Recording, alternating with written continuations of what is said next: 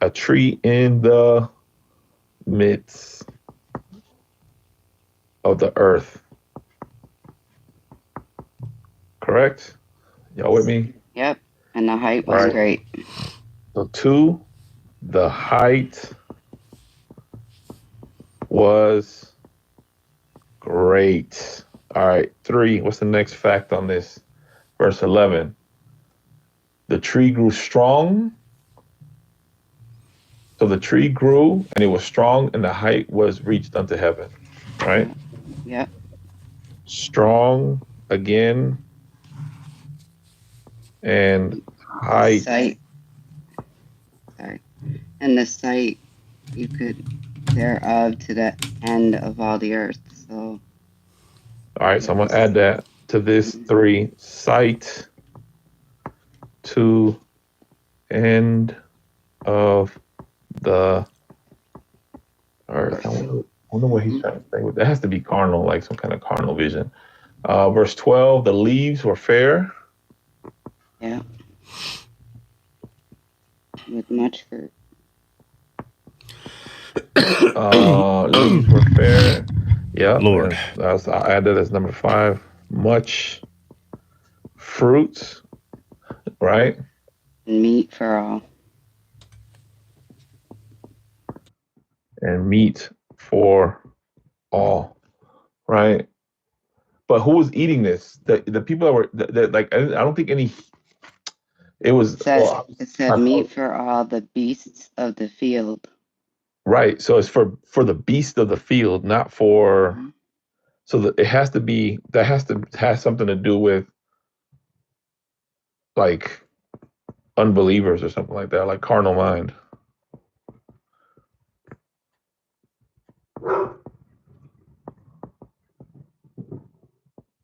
The beast of the field had shadow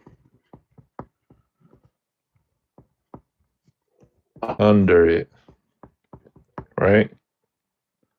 Right. And the fowls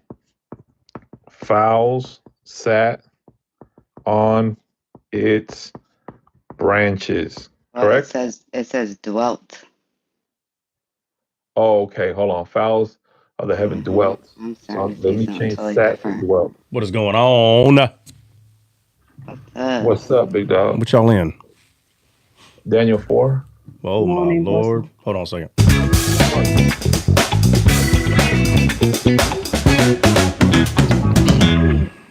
All righty then. Yeah. So we're just kind of trying to go over the dream of Nebuchadnezzar. Like you did it already once, so we're just kind of going back over it.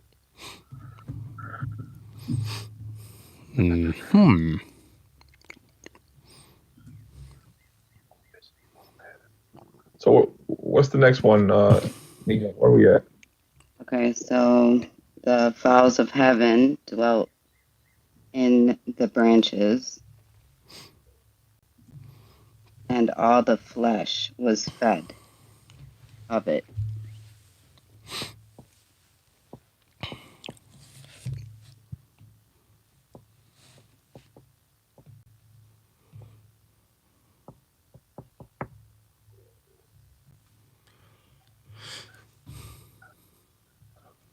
All right. So then 14 is when we see like the thing, right? The what happens. Do you want us to keep going over this, Charlie? You got something else? What are y'all going over exactly? We're just talking about Nebuchadnezzar's dream and his restoration, basically. We're just kind of breaking down the words and breaking down the dream step by step. Yeah. No, that's fine. I don't recall us having to go over anything right now. I don't think we did either. We're trying to think of that. That's why we just started talking about this instead of playing the silent game. Yeah. Listen, and in 13, Dre, it says the watcher and the Holy One came down. Yeah. That's another thing to put. Well, according to the movie of Noah, the watchers are rocks. I knew. Oh. Leave Noah alone. Well, I haven't seen that movie in a long time. I need to go back and watch it. Have you seen it? Yeah, I did see it. With what's his name? Russell Crowe. Russell Crowe, yeah. I'm gonna lie. After Friday's study, I went and watched it again.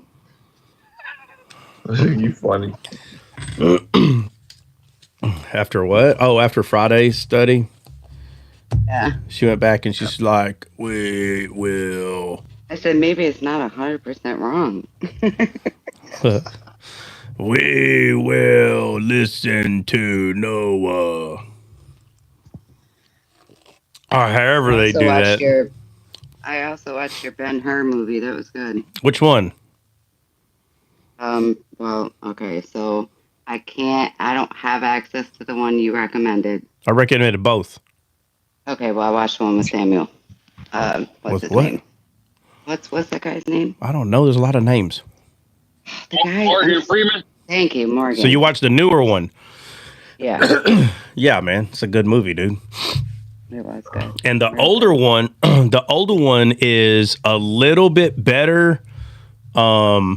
But you kind of have to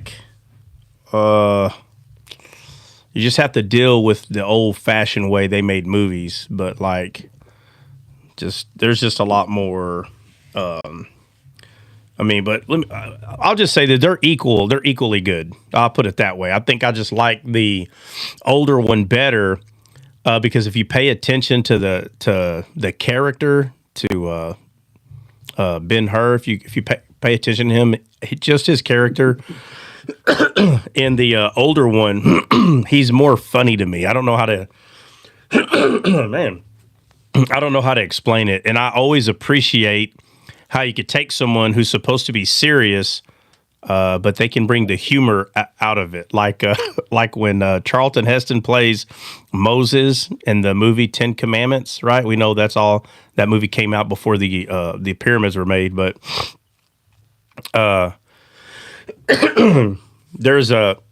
it's Moses' mother is about to get crushed by these big stones. And her clothes gets caught under the rock. So the rock's about to, run over pretty much.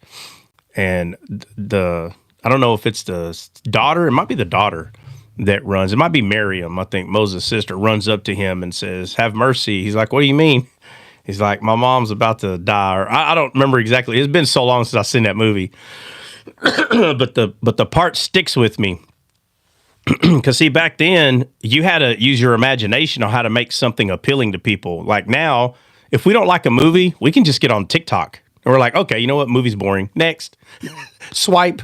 But if you didn't like the movie that came out, they would want to stone the person that came out with it because everybody got dressed up, put on stinky perfume that ain't worth but 25 cents. But back then, they sold it for $20. And you would get in this little room and smelling everybody's perfume, probably people wanting to pass out in that place. And if the movie's not good, it's like, you made me drive all the way over here to watch this. So they had to use their imagination. If you pay attention to movies today, like they just made the new Snow White. I haven't watched it, but they said not only was it horrible, it literally was probably the worst movie that's ever came out. I don't know if that's true or not. I haven't seen it, but I'm telling you, people are moving away from being creative and making up ideas. They're just redoing movies. Like how is that creative? It's not. Well, with that being said, this lady goes to Moses, and again, you have to be able to notice these things to appreciate them. So Moses runs down there and he's telling the taskmaster with the whip, he's like, "Hey, stop this." And he goes, "What?" He goes, "If we stop every time a slave fell down, we would never get done or something. We're wasting time." And he's like, "Well, blood makes, poor," I think he says mortar. I can't remember what word he used, but like, dude, it's going to go again. It's not going to be the surface won't be as smooth. It'll be harder. So Joshua's the one in the movie, Joshua, the guy playing Joshua, he's the one that stopped them from, or he's over there trying to help this old lady. And Moses tells Joshua, he's like, "Do you know her?" He goes, "No, she's just some old woman." Joshua says, "She's just an old woman," he says. And he's like, "All right." And they're sitting there talking, "Hey, stop this, da-da-da." And he goes, "Why would you risk your life for this old woman?" He goes, "Who is she to you?" And he goes, an old woman. You just have to be able to appreciate it, bro, because his point is it's a human, but everybody already knows it's an old woman. So Moses is like, man, who is this? Why would you risk your life for this person? Who is she to you? And he just says an old woman. But you have to respect that humor. And there's a lot of people that don't get that humor anymore. Like just the way he came off and said it. Those little bitty things. That's why the older one, the older Ben-Hur is funnier to me, or better, because that type of humor is left in there. Newer movies, that humor is not as prevalent. Like it's not in there. It's more action and get people like, just off the edge of their seat only, which that's cool too. But the Morgan Freeman one is still great. Like the fact that they throw Christ in the story the way they do, I just liked it. I think the movie was awesome. And if anybody else saw it, give a thumbs up in the chat. I just looked at the cover of the 2016 one with Morgan Freeman. I saw that movie. I don't remember it at all, so it'll be fun to watch it again. But I remember seeing that movie.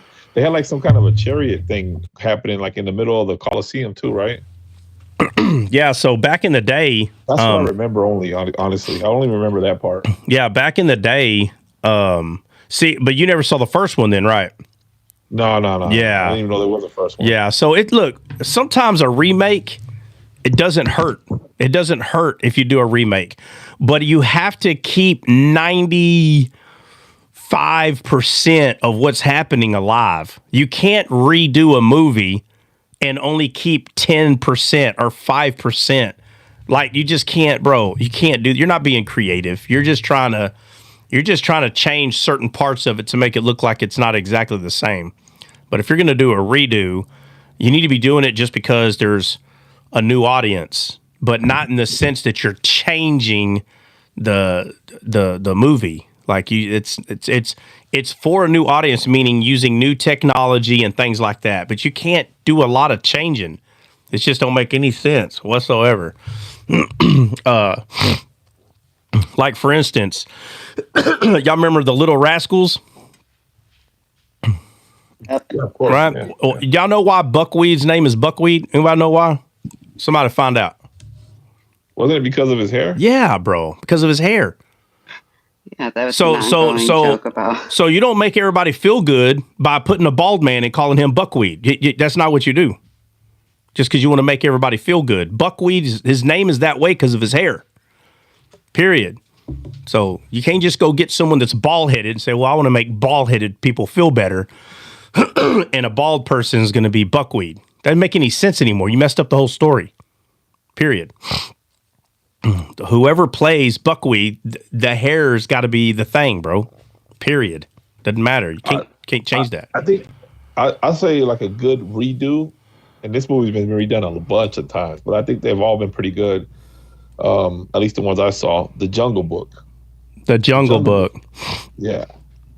I like the redos on those. Yeah. Yeah, no, you can't really. Well, I mean, you still can mess them up though. I've seen some people mess up some movies already. But there's just certain things you cannot change, dude. You can't do it. It's not. I don't care what you're trying to accomplish. You can't do it. Like what's the other thing, dude? Hunchback of Notre Dame has been redone a gazillion times. Okay, bro, but watch that. You can't put someone with a straight back and he looks like. Listen, you can't put Arnold in there, bro. Well, no, yeah, well, no, like let's do it more simple than that. Like, you can't put a 25-year-old like Tom Cruise, Leonardo DiCaprio. You can't put one of them 25 or fine. We'll say Arnold, 30-year-old Arnold Schwarzenegger can't play Hunchback, bro. Because you're gonna have to flip it and call him hunch chest. I look at my pectorals. I look how big they are. I mean, you'd have to flip it around, and he's got a big manly chest, and that's why he, bro, it wouldn't work. It just wouldn't work. You can't do that. You're trying to make everybody feel good, And look how dumb they got. What was it? Was it one of the Wizard of All? It was some movie where they had small people, and they made the movie and put no small people in it or something. And they're like, bro, what? This whole movie was about small people. And they're like, yeah, but it's derogatory to small people. So we make them all tall. Okay, so in reality, now small people can't be actors when they would be the ones making the money for this. You're going to put taller people in there because you're politically trying to explain to the world that small people shouldn't be mistreated. Bro, it's a movie. It's not real. Matter of fact, the fact that like the Wizard of Oz, all those small people that made that movie, they made a little money.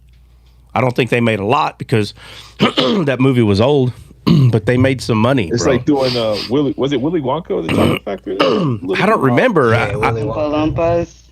I think they took the Oompa Loompas out, didn't they? I don't remember what movie it is. It could have been that movie. I don't remember. I'm sure somebody can find out, but it wasn't very long ago where they really just messed up. Like, bro, like, what are you doing? Well, we just want people to think that that it's just derogatory. Bro, it's a movie. What are you talking about? So even if it was Willy Wonka, bro, Oompa Loompas are not real. What the heck are you talking about? They're not real. Well, it portrays no, it doesn't to you because you don't live in reality. That's why you think Willy Wonka and the Oompa Loompas are real. Bro, you don't live in reality then. They removed the little people. Jesse, what are you talking about? Oh, it was Snow White, bro. It says it right there. The movie you just... Yeah, I'm looking at it right now. It says Snow White, remake of Snow White has contentiously, due to a casting backlash, decided not to hire any little people or dwarves for the film. Instead, CGI was used, leading to controversy and criticism. Wait a minute, but that movie just came out. What I'm talking about happened before that. Oh, well, I don't know. Yeah. I'm looking at this is a thing going on right now. Oh, that's right now. See 2 years ago or 3 years ago, there's another one. I'm talking about this movie just came out, bro. So, I'm trying to find it. Yeah. I don't see it. Wait a minute. Hold on. When did this movie start being made? Maybe I heard it when it first started.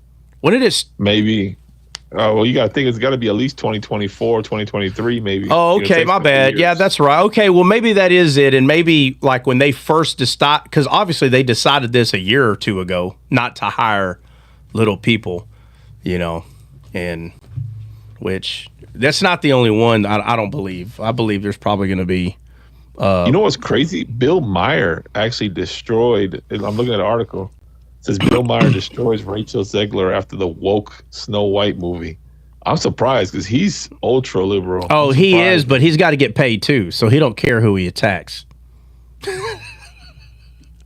That's true. He's got to get paid too, bro. He has to stay relevant, right? Yeah, he's got to stay relevant. That's right. That's why he went to. That's why he went to President Trump's house. It's called the White House. That house. He went to President Trump's house, and he handed a piece of paper to Trump saying, "Look, those are all the mean things you said to me." And Trump pulled a pen out and signed it. Said, "Oh, okay, here you go. You're welcome." Hey, he signed that mug like an executive order. Yep, with a big old black marker probably, and he's like, "Look at there you go. There, now you can make money off of it." You're welcome. It's gonna be worth some money. Oh, now. somebody's gonna buy that for $1 million. I promise, bro.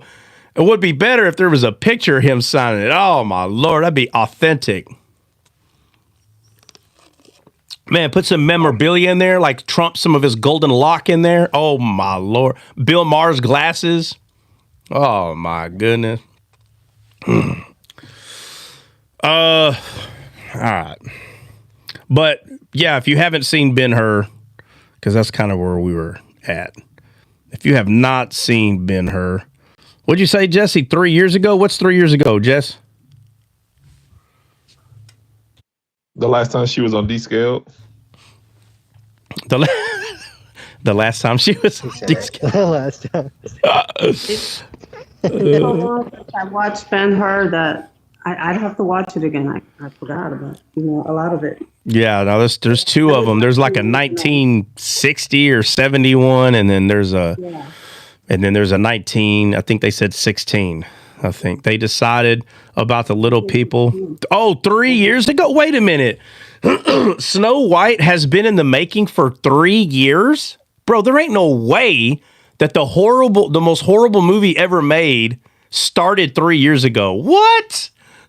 Oh, that is bananas. You got to be kidding me. What's considered one of the best movies made, guys?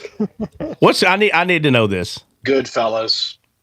Well, no, I'm not talking about literally the best movie, because literally the best movie will never be the best. I'm saying what is considered as far as money, like what is like most expensive movie ever? No. Like what? No, like no. In the box, what top 2 or 3 movies ever since movie time? Huh? Star Wars. Okay, Star Wars will be one. Okay, let's do this. Guardians of the Galaxy, like the Marvel movies, pretty much. Back in the day, Godfather. the music, the sound The of music. Godfather. No, I don't think y'all understand. Listen, somebody Google it. What is the top 3 box office movies? And we're not talking about the movie you like. Titanic is one of them. Okay, because I was going to say Titanic. I want someone to look up how long did it take to complete the Titanic movie. I'm just curious. I just want to know. So we're gonna compare one of the best movies ever made, not based on opinion, based on box office. Okay. 8 months. All right, no, wait. Let's back up, because that's a box office movie, but that's a 1997 movie. So you got to, like, if you're talking about CGI and all that stuff that they try to do. No. I don't care about none of that. Box office. Avatar takes years to make. Okay, right now we're talking about Titanic. So how long? That's a basic movie, though, right? I don't understand. Okay, I don't. What does that mean? That's a basic movie. What does that mean? Because we're talking about.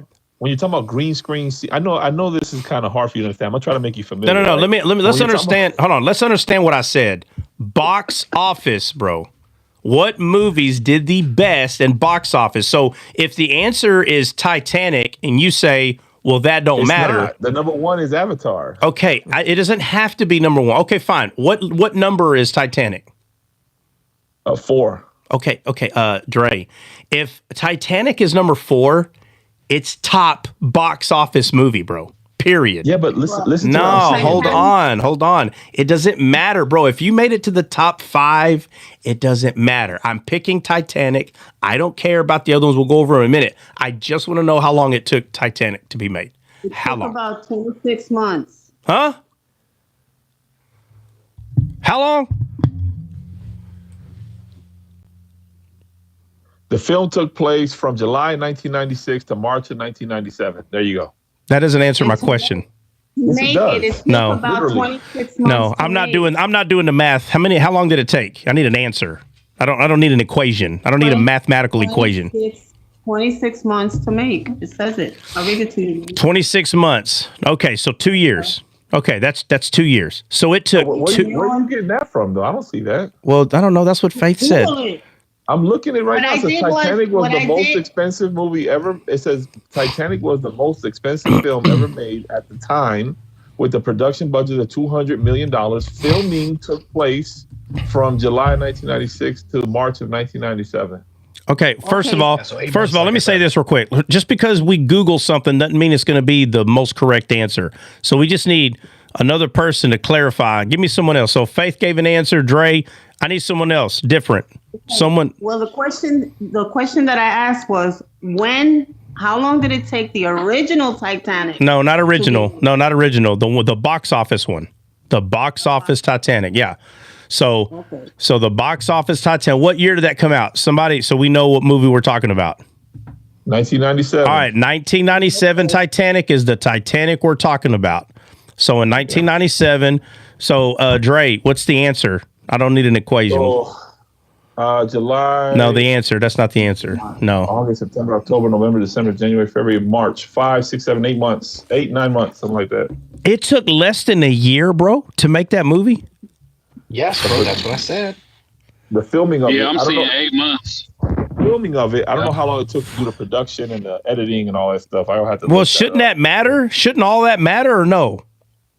I don't know. It's just the filming of it. So sometimes, people will film the movie, then it still takes like another year to produce it. The sound, it takes a lot. It's a lot to make a movie. All right. Well, if it says less than a year, okay. Well, there's got to be a standard. I don't know. Come on.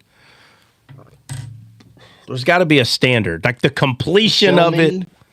Huh? From filming to release, 18 months. Okay. There you go. Filming to release, 18 months.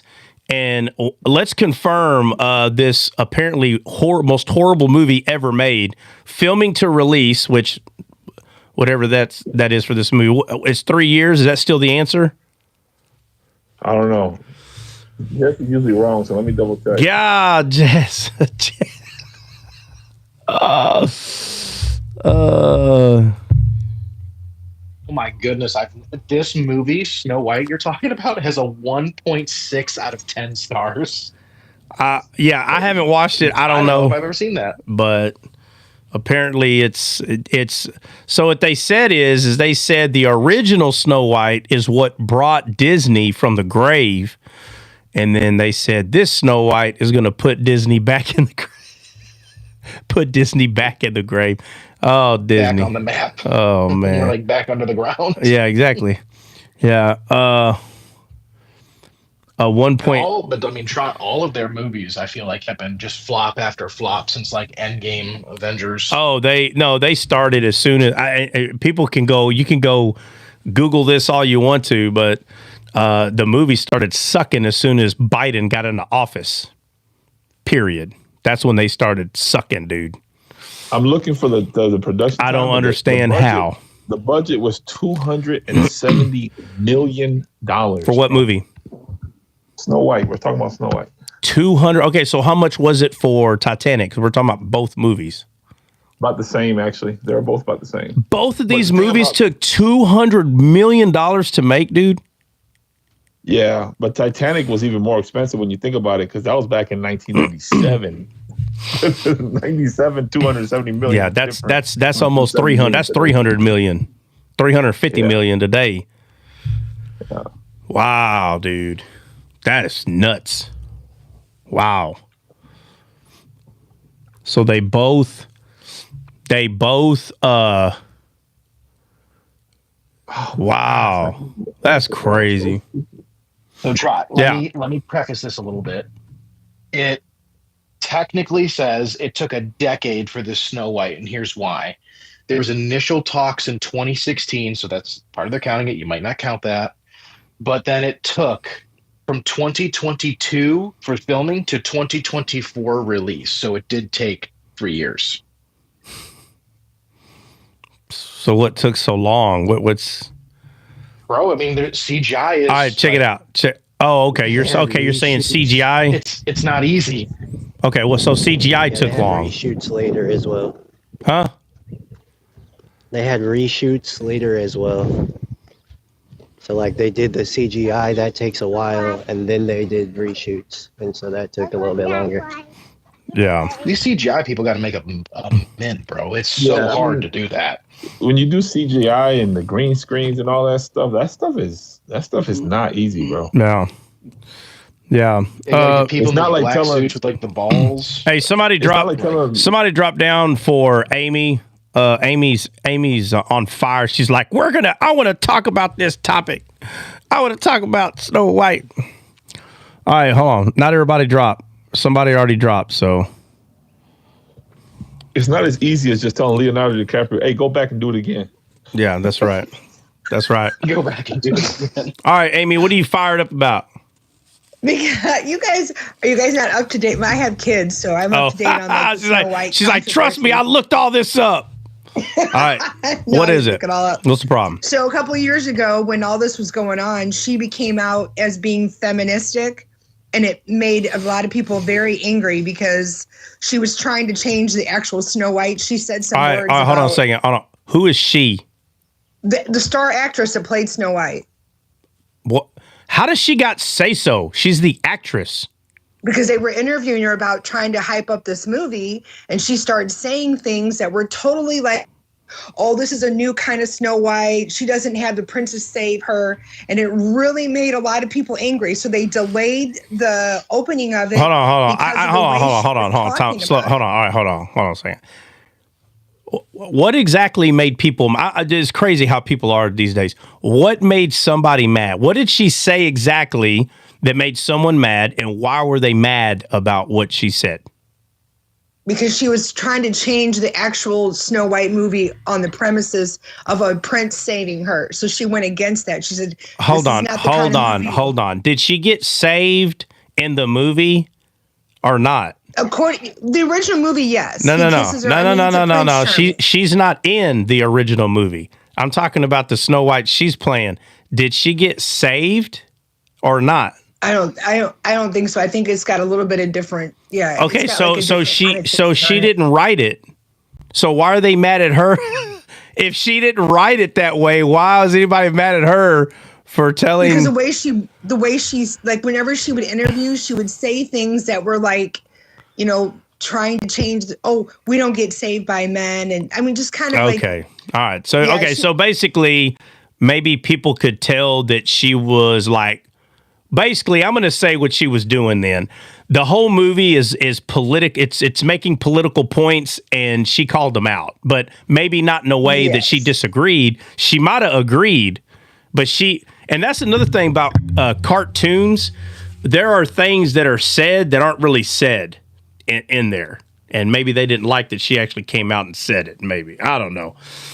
See what Tammy said? She told Republicans not to follow her on social media. She did things like she literally hold on, Amy, you're talking 100 miles an hour. Hold on a second.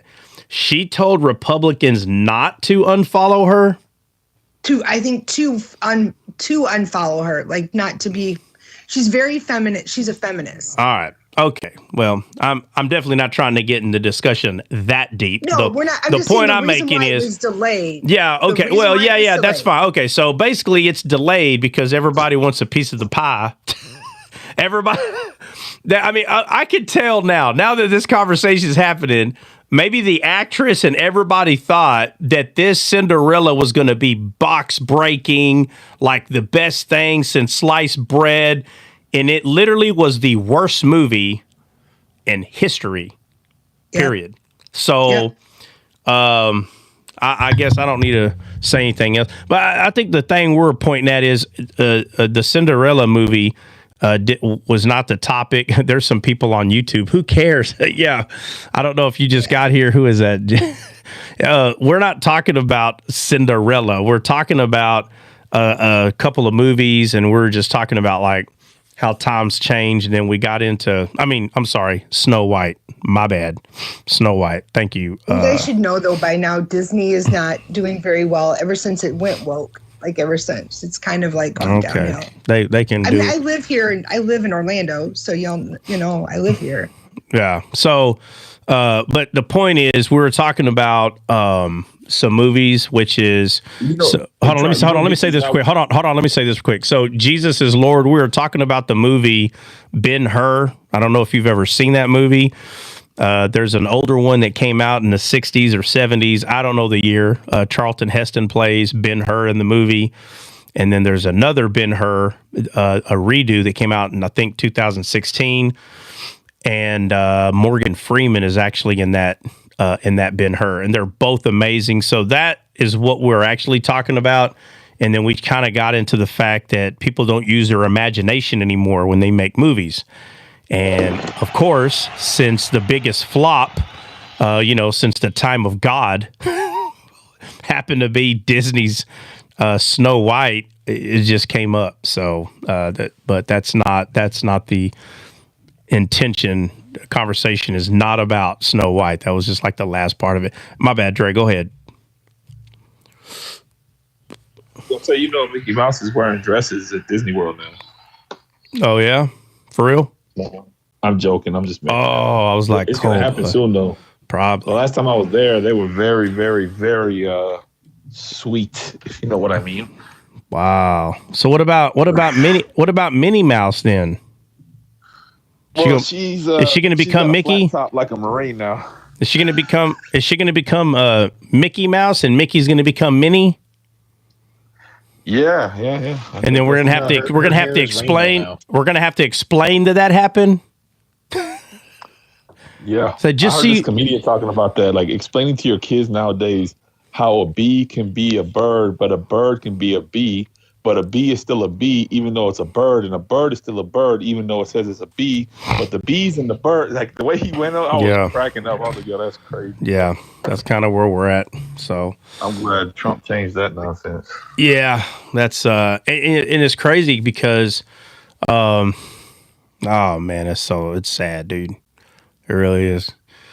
Because, you know, if you make someone believe that the color, that the color blue is yellow, and you make them believe that. So anytime they see blue, they actually say yellow. And then when they see yellow, they call it blue, right? But then if you were to get them to play, y'all know how you can like for instance, the reason the rainbow are those certain colors is because the color white, right? So obviously, I'm not going to explain this 100% correct, but y'all know that the color light, the color of light is basically white, but it's fast. It's crazy because light, it has a speed. You know, if you turn the light on, if it's far away from something, wherever, let's say if you're far away, you may not see that thing come on for a whole second. Yeah. But you can't tell that 1 second. To you, it just looks like it came on. But it literally, even if it took 1 second to get to you, it's not going to seem like a second because you could have went outside. Like, for instance, if stars were to turn off and on, it'd be really hard for you to determine when they were turned off and when they were turned on, because if you turn one off, even if you turned it off for 1 second and you turned it right back on, you wouldn't even see the flicker. The light would be behind each other going so fast. But when you put a light through water or a prism, light slows down. And now all of a sudden you see colors, you know. But light is white. But when they slow down, the color is always the same, and they blend into each other. So if you tell someone that yellow is blue and blue is yellow, when they look at a rainbow, they're going to think someone is lying to them because, it's not going to look exactly the same. Matter of fact, let me see if I can pull up and that's what we've done. We've allowed people to believe something that's never been true.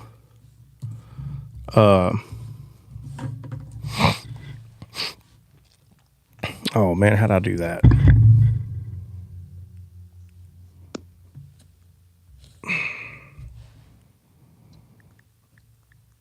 Yeah.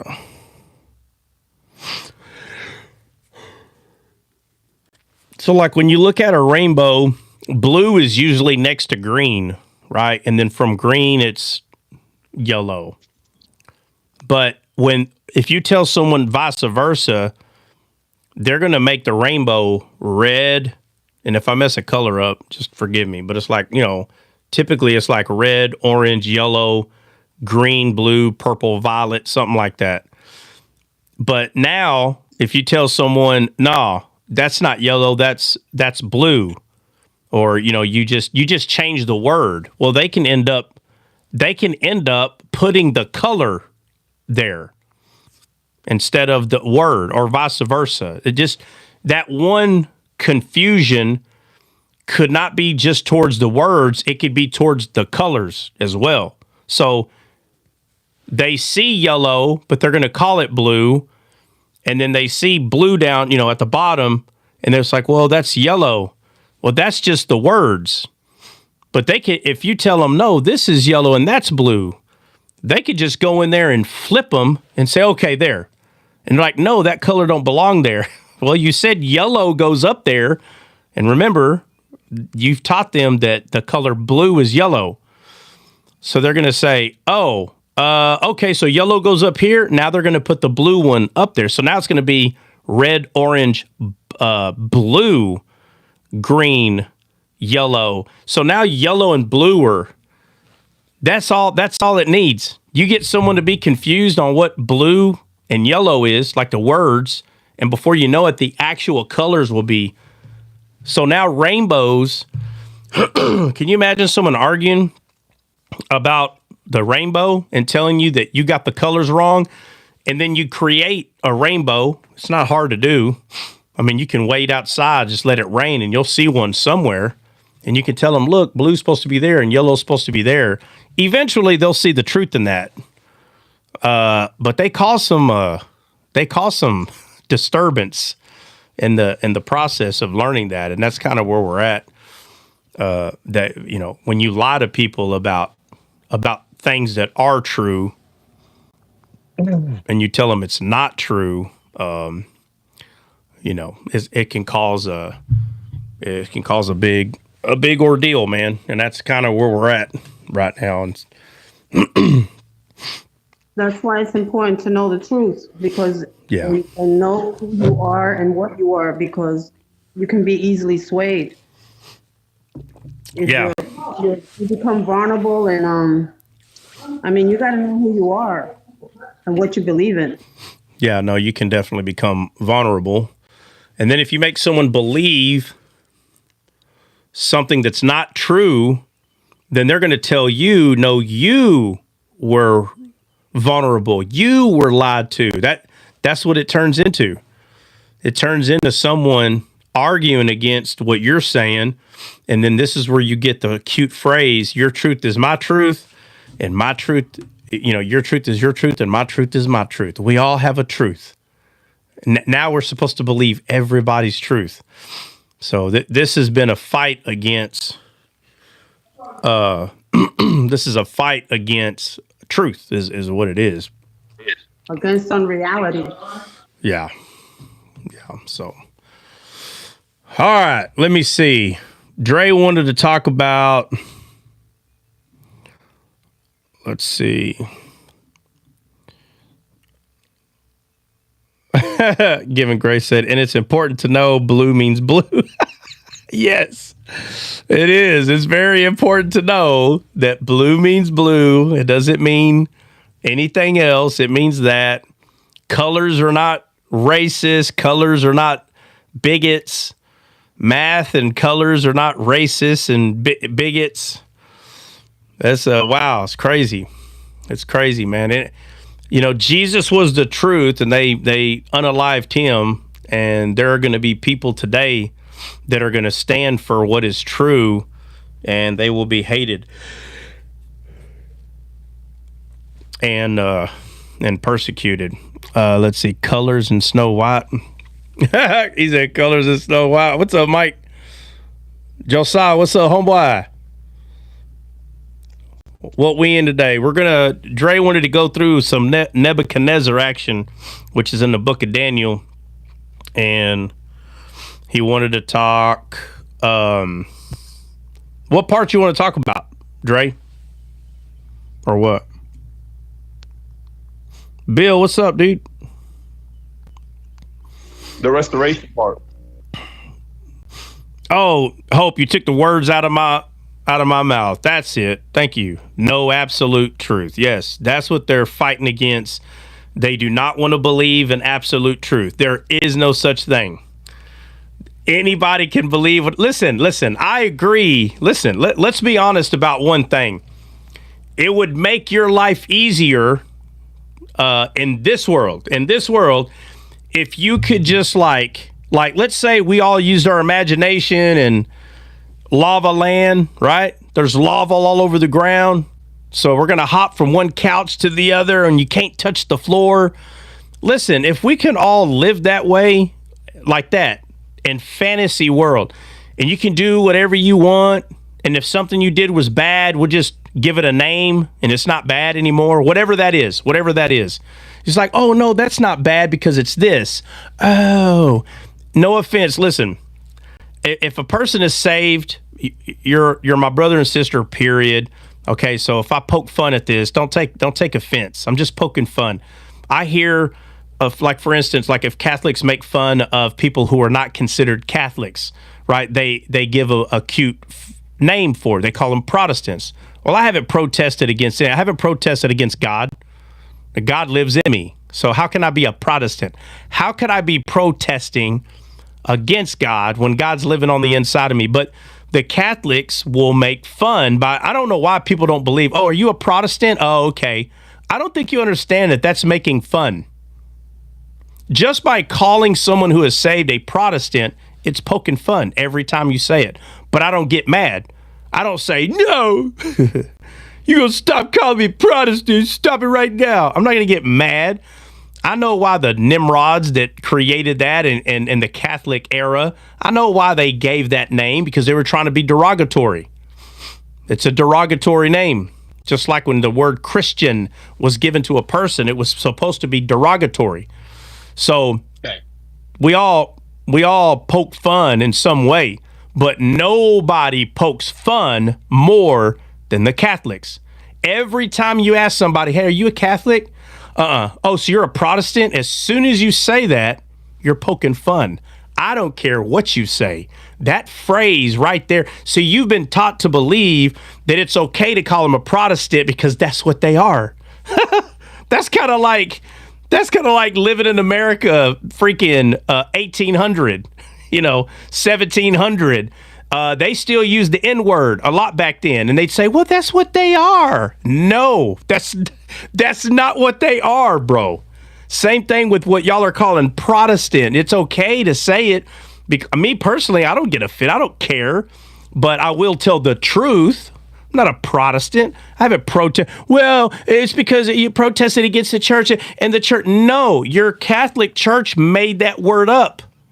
Y'all make up words and y'all make it the dictionary, and you have to, and everybody has to know what all these words are. You're like literally creating your own dictionary. Well, half of those words are lies and fake. Half of them words y'all even have in there, they're not real. Y'all just made them up so you can give another name to the people. That's it. And so that's me poking fun back, but I really am poking fun though. I don't hate people who claim to be Catholics or anything like that. I don't hate them, but I like that they call, I like that they say Protestant. I like that because when I poke fun and they get mad, which I don't know why they would, I would point that out and say, you poke fun at me every day. And the day that I finally poke fun back, you don't like it. Well, I don't have a problem with you saying Protestant, but it's derogatory, 100%. And for you not to see that, you're racist. That's how stupid we can get with this. But the point is, you're a bit racist and biased because you can't see what you're saying. You don't understand what you're saying. Would you say JH military uses it too? Oh yeah, well the whole world uses it now because it became a norm. But it's derogatory. What, Dre? They would be soothsayers then, according to the Bible, because the soothsayer is the one that causes division, cuts, divides. Oh yeah, that is cut. They are, as soon as they call you a Protestant, they to your face are saying that you protested. You protested against I've heard them all change it up. Oh, well, you protest to the church. Oh, well, you protest to God because God made this church. And so you're a Protestant. Oh, I'm telling you, it's a very degrading word, but it's normal. It's okay.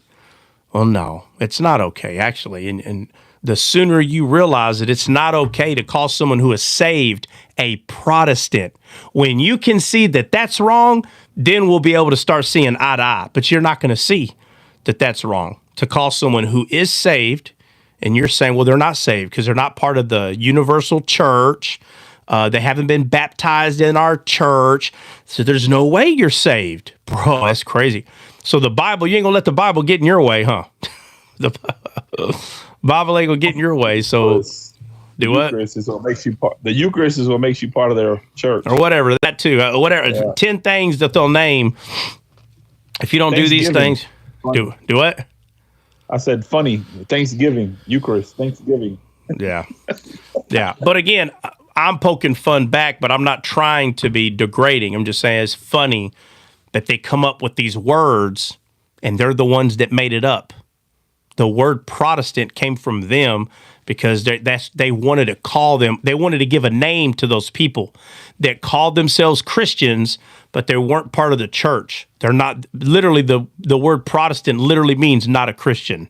That's what it means, because it's protesting against them, and they think they are the only church. So if you don't believe I'm part of that church, you're saying I'm not part of the church at all, which means we're not saved. It's crazy how you're not looking at the word that you're saying. You're literally calling everybody that had come to Christ, received salvation through Christ, you're saying they're not saved. And it's to your point, Trot. They call, like, because they have their own splits, like the Coptics and the Assyrians and the Eastern Orthodox. They call them brothers in schism, but they call us Protestants. Yeah, brothers in schism. Yeah. No. If that's the case, then all those then that means everybody is Protestant. See, because if they called the Orthodox Protestant, then that means the Orthodox can call them Protestant. And they don't want that. So they said, okay, well, let's come up with a clever way to separate ourselves from them. We'll call them Protestants. But we're schism. We have a schism issue. Like, there's just one little thing that we have a problem with. Same thing. That's a protest. I don't care what you say. They're still my brothers. We just disagree on one little thing. But you're a Protestant. Yeah, but you're a Protestant. And they buy it and they believe it. These people believe this. They believe, like, oh, I'm special. I'm part of the church. It's like, bro, we are the church. No, not you. It was talking to us. Oh, very weird. Very weird. Very cultish, the behavior of that. Hey, Trot, I can prove to you biblically that Nebuchadnezzar was a Muslim. Nebuchadnezzar? I can show you. Hold on. Is it a joke, or did a Muslim tell you this, or where are we at? It's just like a joke. I read something. I was like, oh, he was a Muslim. Oh, all right. I'm ready. Converted. All right. Hold on. Don't. Are you gonna? You said you're gonna read it. Is it in the Bible? Yeah. Okay. Well, give me. Okay, hold on. Give me a verse, like 2 verses before you get there, so I can see where we're at. It's literally the first verse. Oh, okay. What chapter is it? Daniel chapter 4. Okay, so go to Daniel chapter 3 and give me read the last 2 verses there. All right. It says, therefore I make a decree that every person, nation, language that speak a thing amiss against the God of Shadrach, Meshach, and Abednego. They're Protestant. Oh. They're Protestants. All right, go ahead. Shall be cut in pieces, and their houses shall be made a dunghill, because there is no other God that can deliver after this sort. Verse 30. Then the king promoted Shadrach, Meshach, and Abednego to the providence of Babylon. Okay? All right. Verse 4. Nebuchadnezzar, the king, unto all people, nations, languages that dwell on the earth, peace be upon you.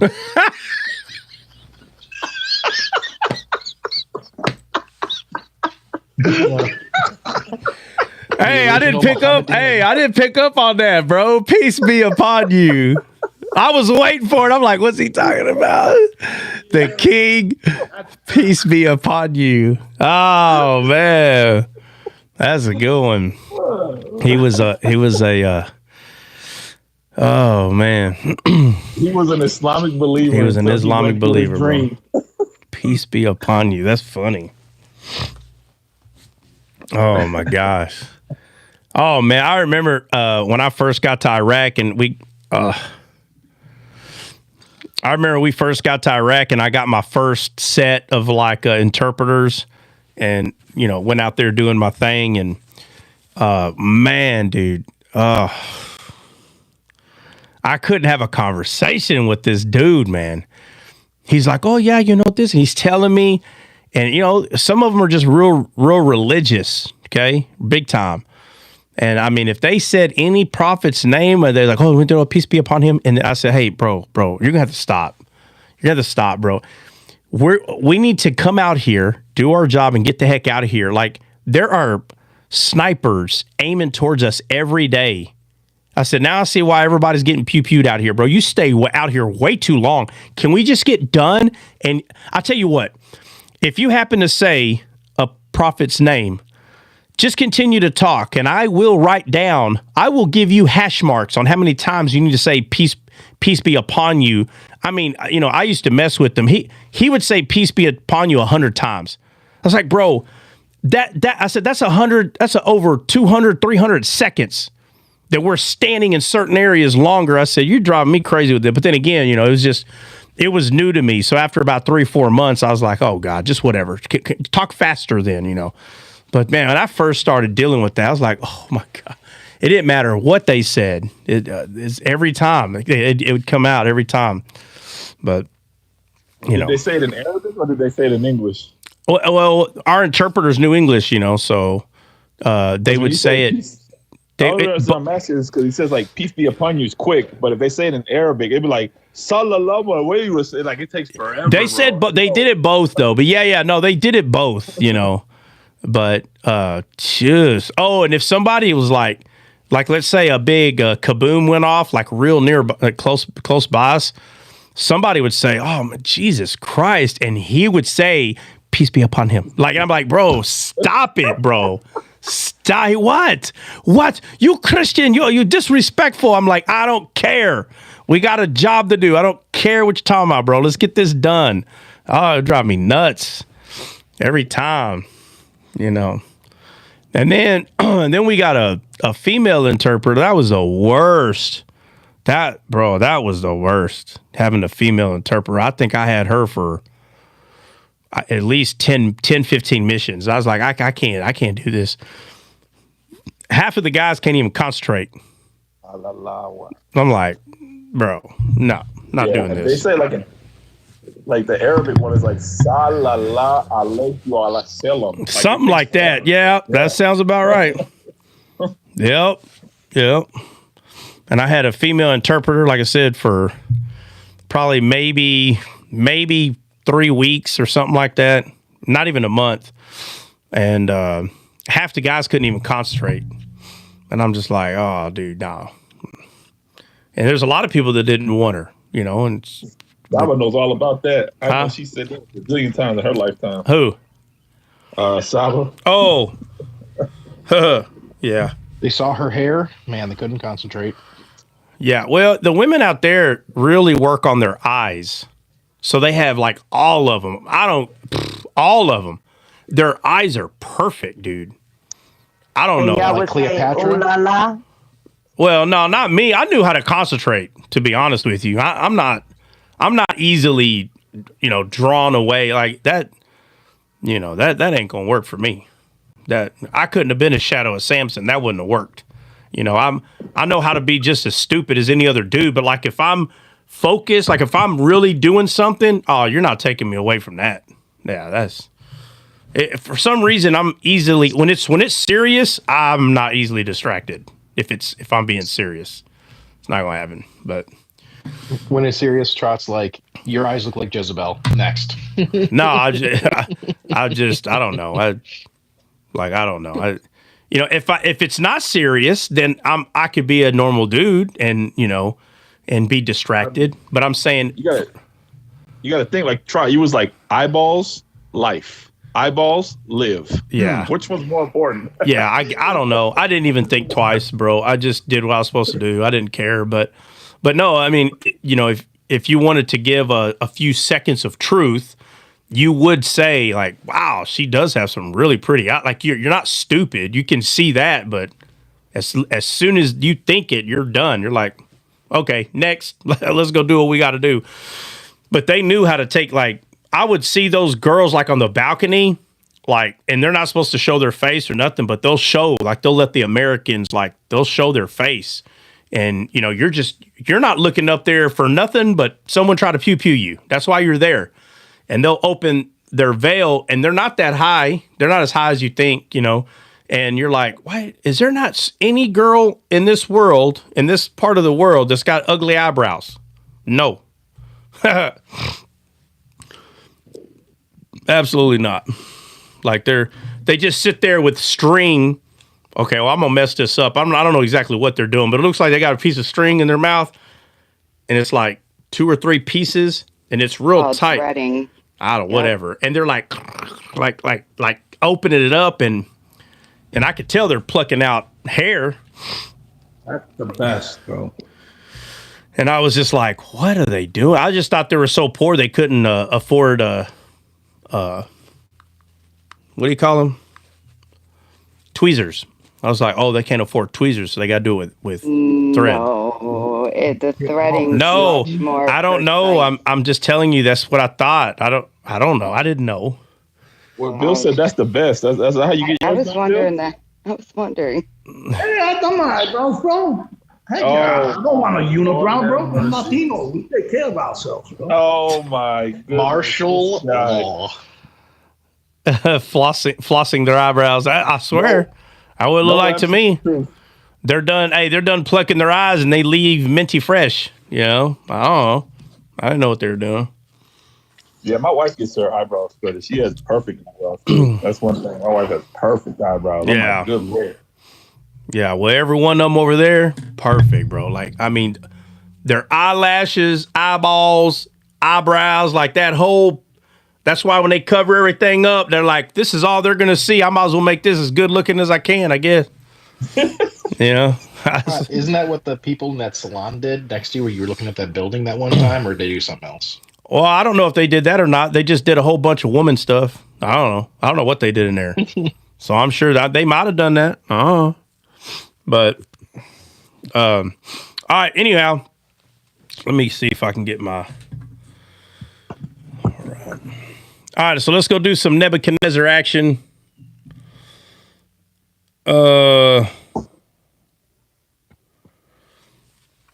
Which application do you use to make this broadcast? Well, I don't know what that means. Obviously, you know you're on YouTube, but I don't know what you mean by which application do you use. I don't know what that means. No offense.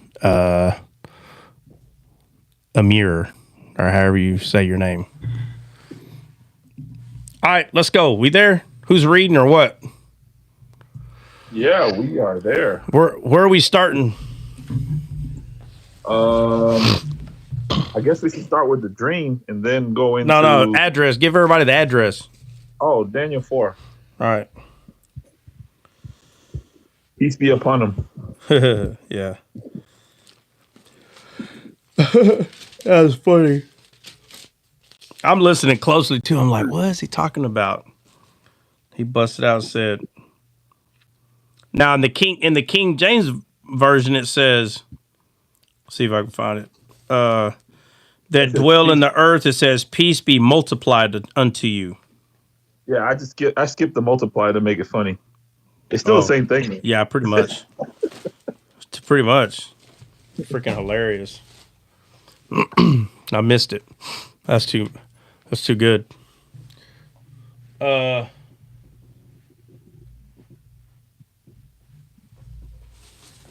right. So what part exactly? Let me see. All right. You just want to read the whole thing, all of 4 or what? I think we probably should. All right. Go ahead. All right. Who's going to read? All right. We want to split it up. You want to go half and half, somebody? Let's see. You got 37. So somebody do the first 20, and then someone start at 21 through 37. All right. I'm gonna start it off, then I'll mute. Or you know what? 25. Oh, my bad. Let's do that. 1 through 25. Yeah. No? Right, hold on. I'll just do 1 through 20, then Nino finish it. Yeah, that's right. Let's do 20. Nebuchadnezzar, the king of all people, nations, languages that dwell on the earth, peace be multiplied unto you. I thought it good to shew the signs and the wonders of the high God has wrought towards me. How great are his signs and how mighty are his wonders. His kingdom is everlasting kingdom, and his dominion is the generation to generation. It's from generation to generation. I, Nebuchadnezzar, was at rest in mine house and flourishing in my palace. I saw a dream which made me afraid, and the thoughts upon my bed and the visions of my head troubled me. Therefore, I made a decree to bring all the wise men of Babylon before me, that they might make known unto me the interpretation of the dream.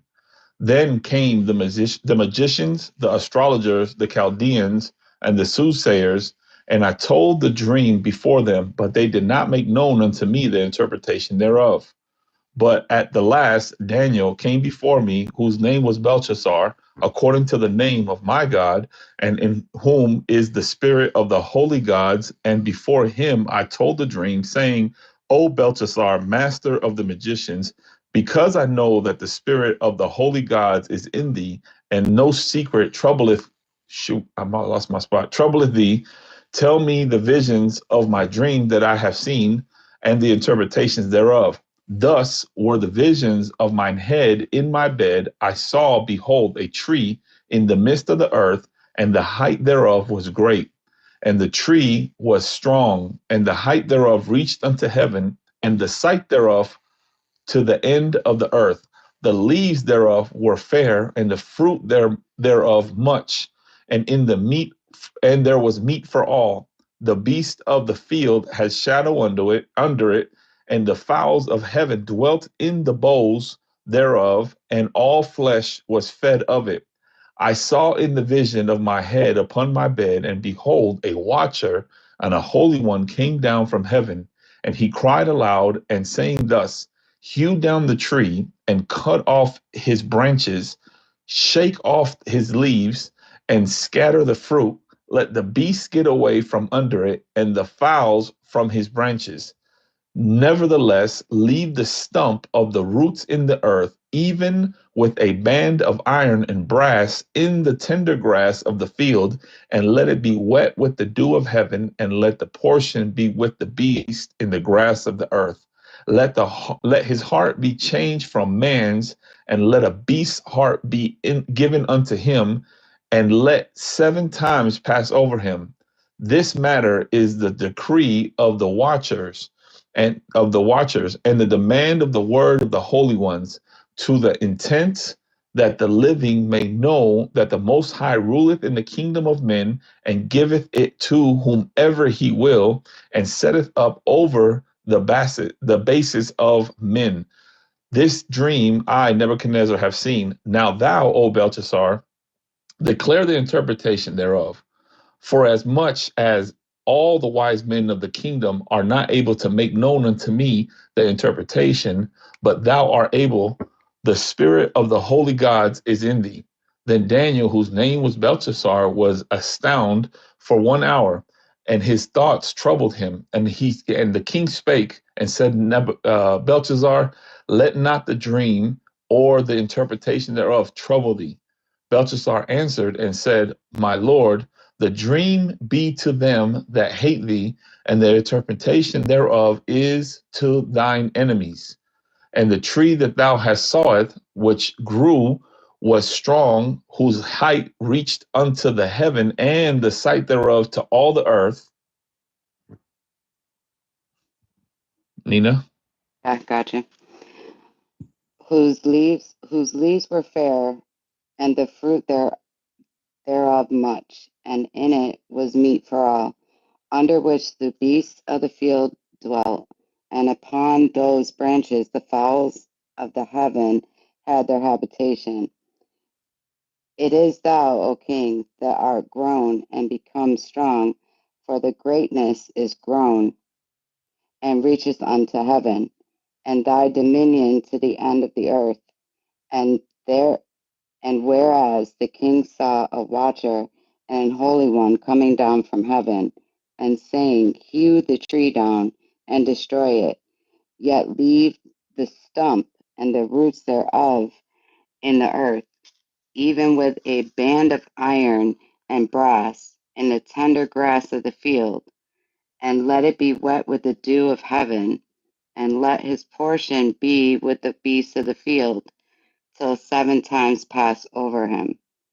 This is the interpretation, O king, and this is the decree of the Most High, which is come upon the Lord the king, that they shall drive thee from men, and thy dwelling shall be with the beasts of the field, and they shall make thee to eat grass as oxen, and they shall wet thee with the dew of heaven, and 7 times shall pass over thee. till thou know that the Most High ruleth in the kingdom of men, and giveth it to whomsoever he will.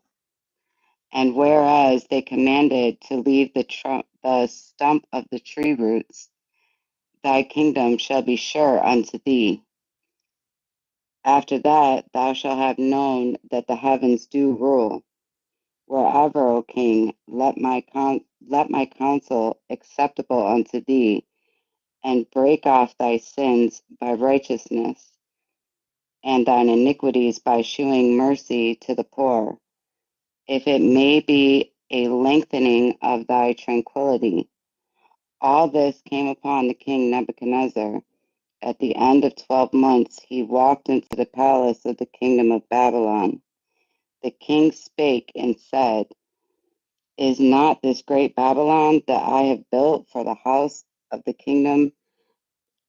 That I have built of the house of the kingdom by the might of my power and for the honor of my majesty? While the word was in the king's mouth, there fell a voice from heaven saying, O King Nebuchadnezzar, to thee it is spoken, the kingdom is departed from thee, and they shall drive thee from men, and thy dwelling shall be with the beasts of the field. They shall make thee to eat grass as oxen, and 7 times shall pass over thee, until thou know that the Most High ruleth in the kingdom of men, and giveth it to whomsoever he will. The same hour was the thing fulfilled upon Nebuchadnezzar, and he was driven from men, and did eat grass of oxen, and his body was wet with the dew of heaven, till his hairs were grown like eagle's feathers, and his nails like bird's claws. And at the end of the days, I, Nebuchadnezzar, lifted up mine eyes unto heaven, and mine understanding returned unto me.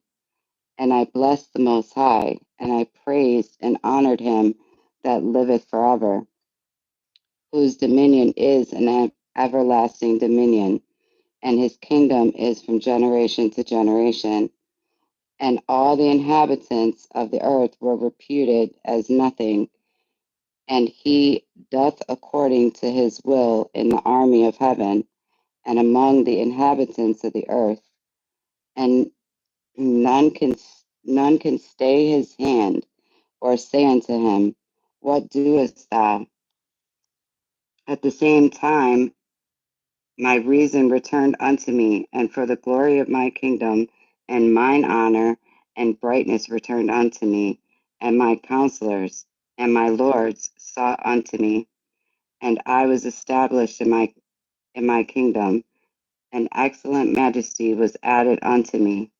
Now I, Nebuchadnezzar, praise and extol and honor the King of heaven. All those works are truth, and his ways judgment, and those that walk in pride he is able to abase.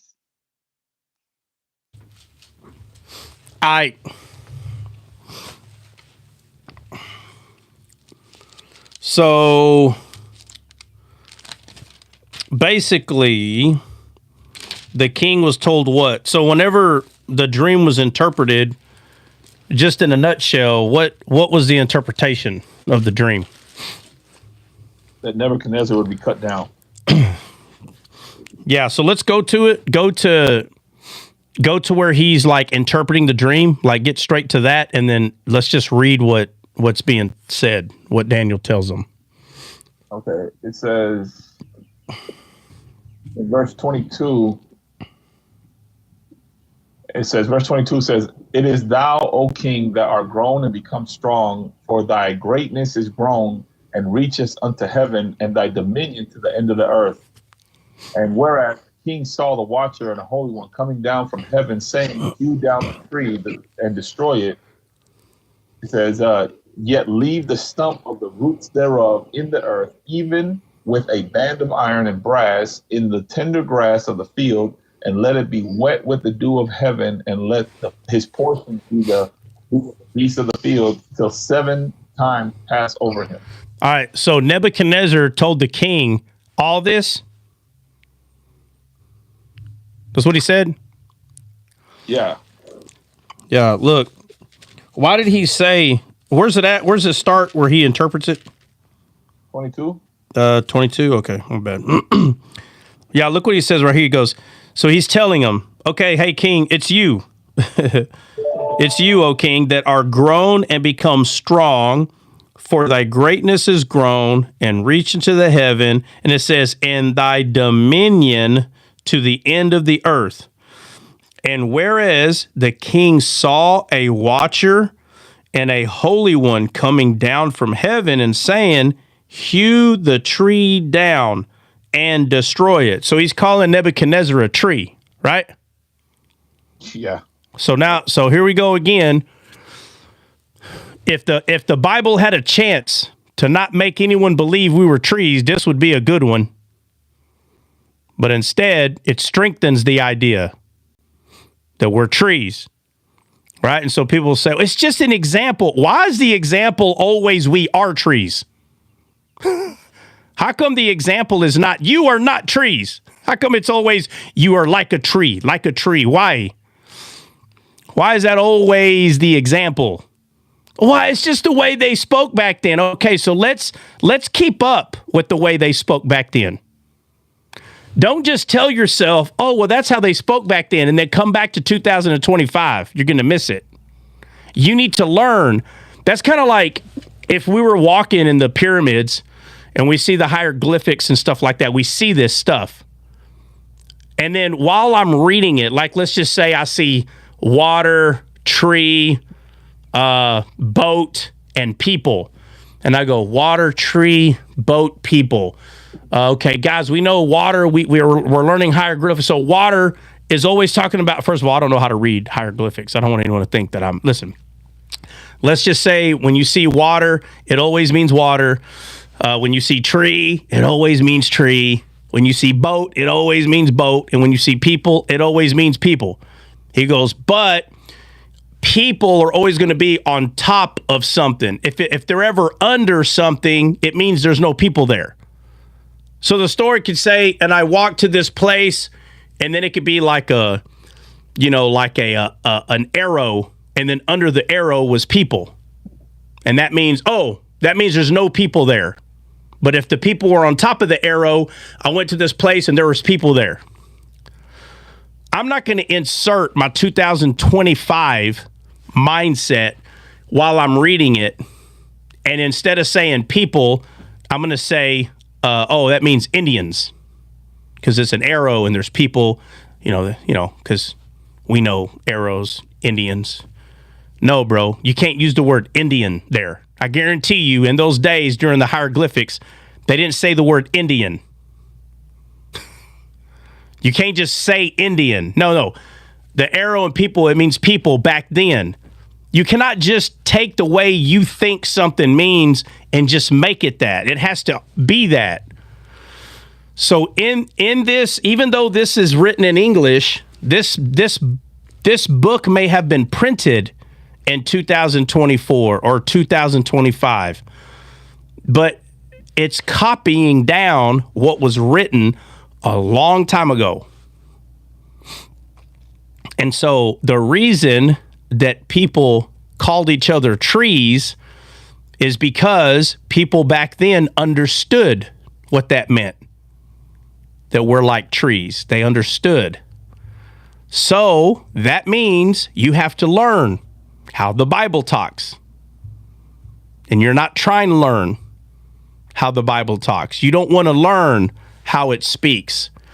You want to take your westernized 2025 and literally say that those are literal trees in the garden. Because when you were 8 years old in Sunday school, that's what grandma told you. And everybody loves grandma. This book was not written to your grandmother. This book was handwritten by a man, and Jesus was the author. So even though the man was writing down how they spoke, we get all the way to Paul the Apostle, and he keeps the integrity of this way of thinking alive. That's why you hear him talk about the belly.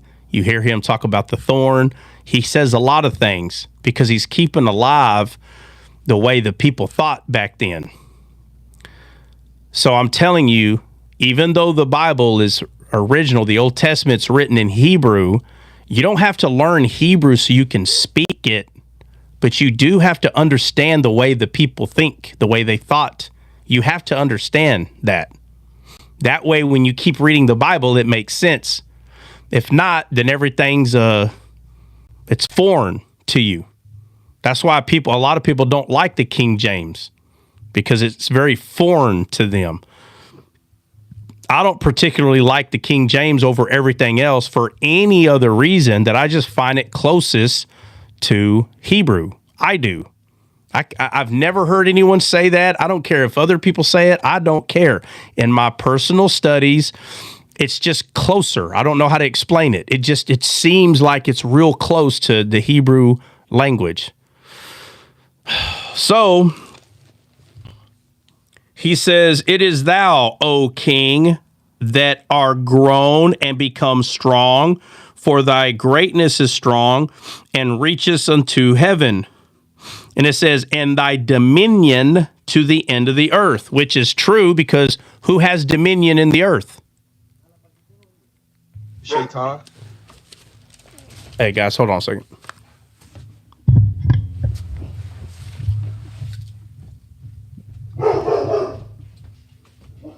Get him, Trot. Get him.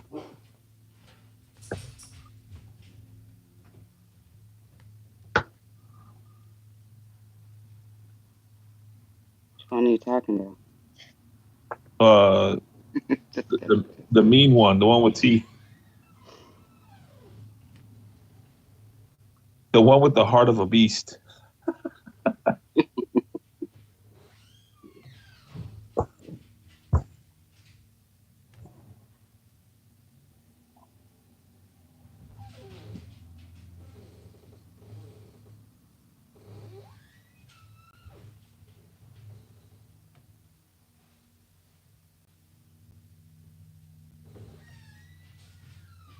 Need to put some olive oil on that door. Oh, bro, I told him already. He said he likes it because that way he knows when his heifer's coming in. But I promise you, I did that with my door for my kids for the longest. Then I throws said, you back to, you think it's what? I was going to say then I thought it was better to make it quiet so I could go in and out without them knowing. Reminds me of back in the day, summer, grandma's house. Running in and out. Or yelling at us to not run in and out. Good times. Exactly.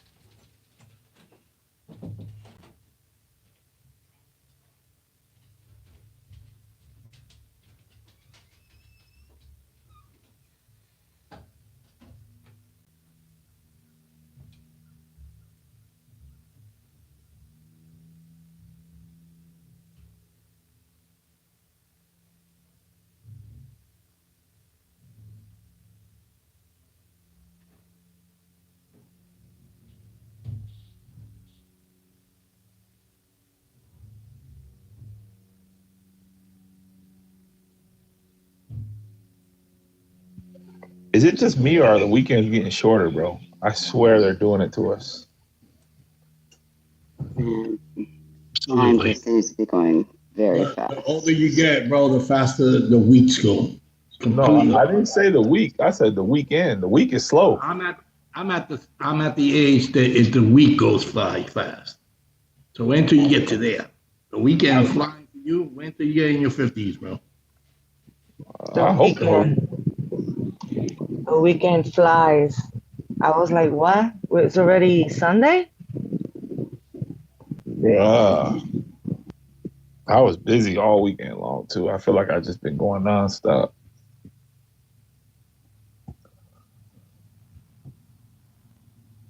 Unknown caller.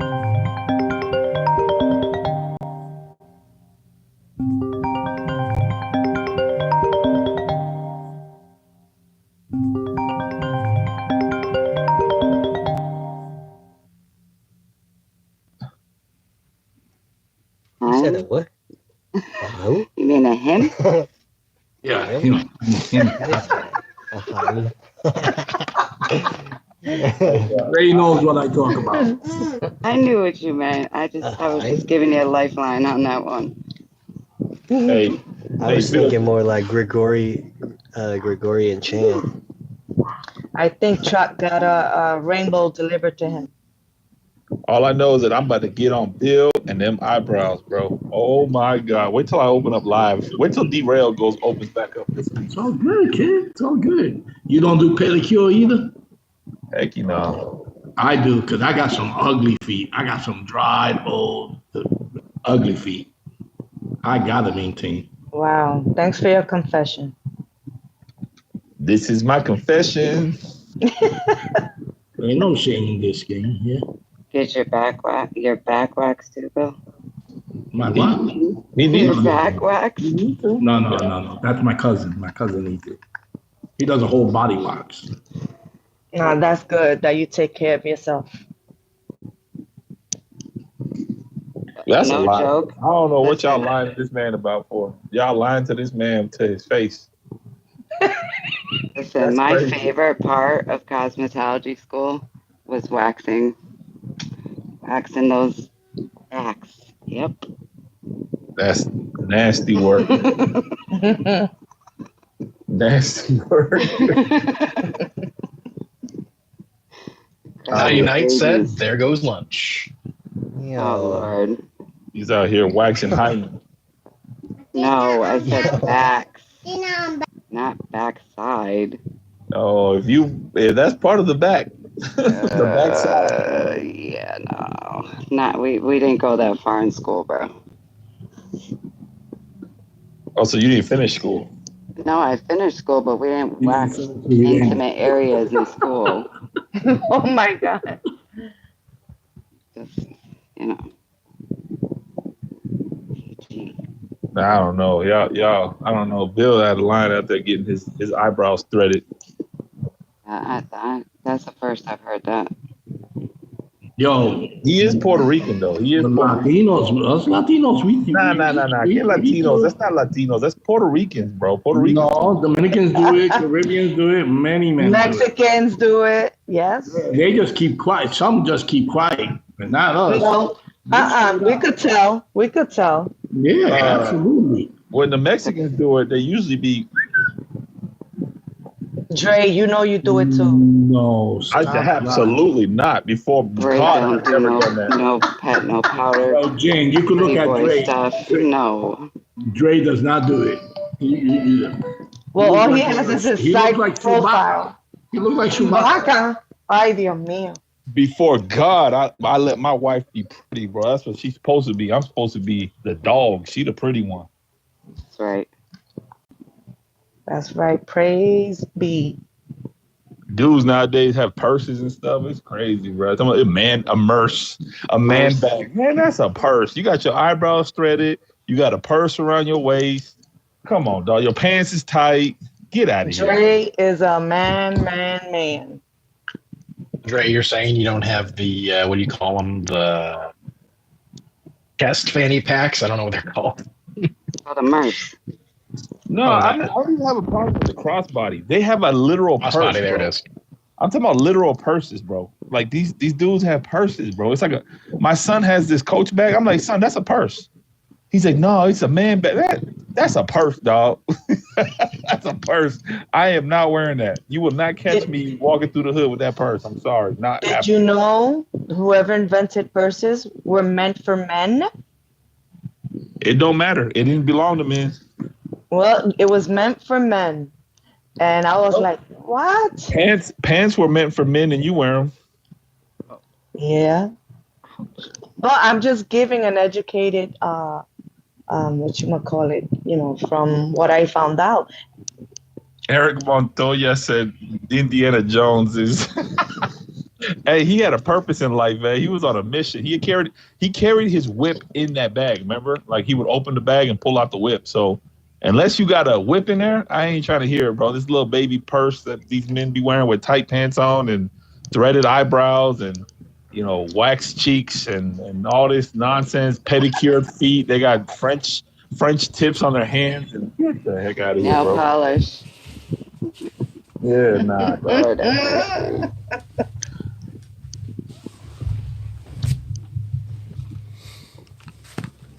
Well, Trot is always with a hat, so he won't show his eyebrows. Nah, he don't thread his eyebrows. That's girls do that. He's not a girl. What? What are you talking about? I'm playing. I'm messing. Well, what happened? I'm messing. We're just talking about the prepping of I ain't men. doing that nonsense, bro. That's for girls. My eyebrows? What about them? Yeah. She was saying you thread your eyebrows, maybe, but we can't see. Thread? I said, no, he don't. Oh, thread? Nah, bro. Look at those caterpillars. Nah. Just joking. Yeah, heck no. I'll leave them just like that. All right. All right, where we at? Let's see. What was the last thing where we at, man? Hey, Trout, real quick. They were talking about your door, and they were like, you need to put oil on your door. I said, no, I already told him that, but he said he likes his squeaky so he can hear the heifer coming in. It's That's an right. alarm. That's right. You got alarms everywhere. Matter of fact, if one of my doors are not squeaking, I got a can that sprays water. I just spray water on there and, don't move it for a while, and it'll start squeaking. It's like...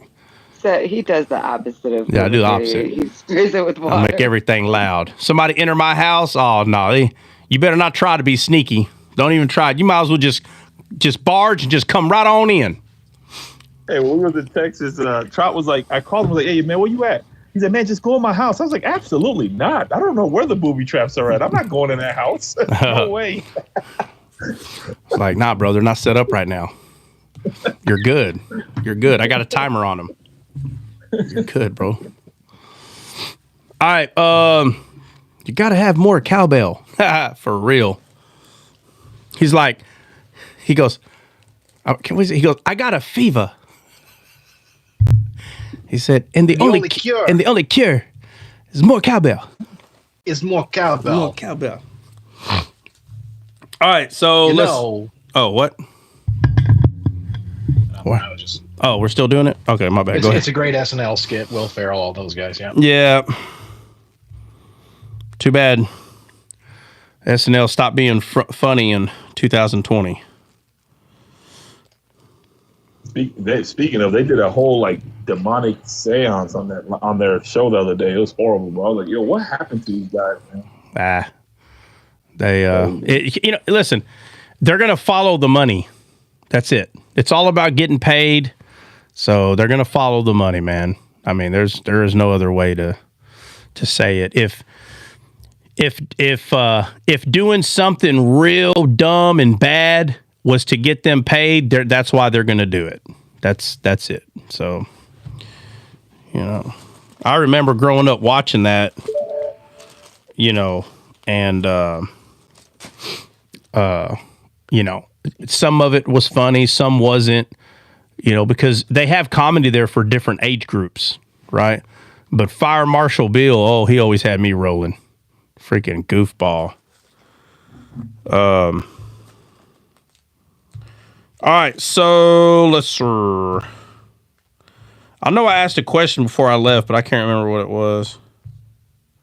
That why did he say that you're dominion? Oh yeah, at the end of 22 it says, and reacheth unto heaven. It says, and thy dominion to the end of the earth. He says, thy greatness is grown, and reacheth unto heaven, and thy dominion to the earth. So who's got dominion? The devil has dominion on this earth. Well, yeah, but man was given dominion. Yeah. Man was given. So because man was given dominion, man has dominion, but Satan is in power of it.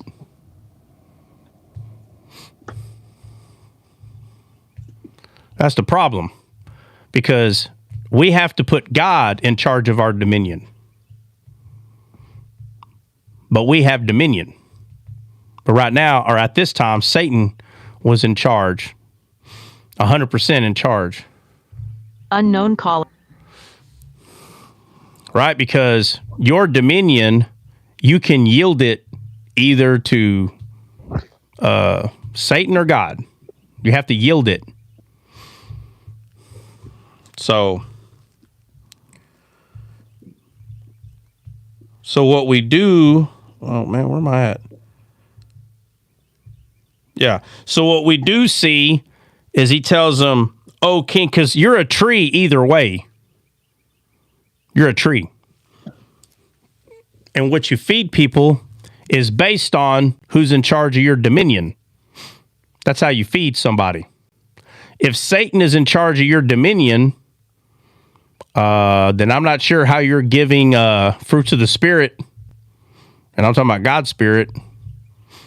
How are you feeding fruits of the Spirit if your flesh is in charge of your dominion?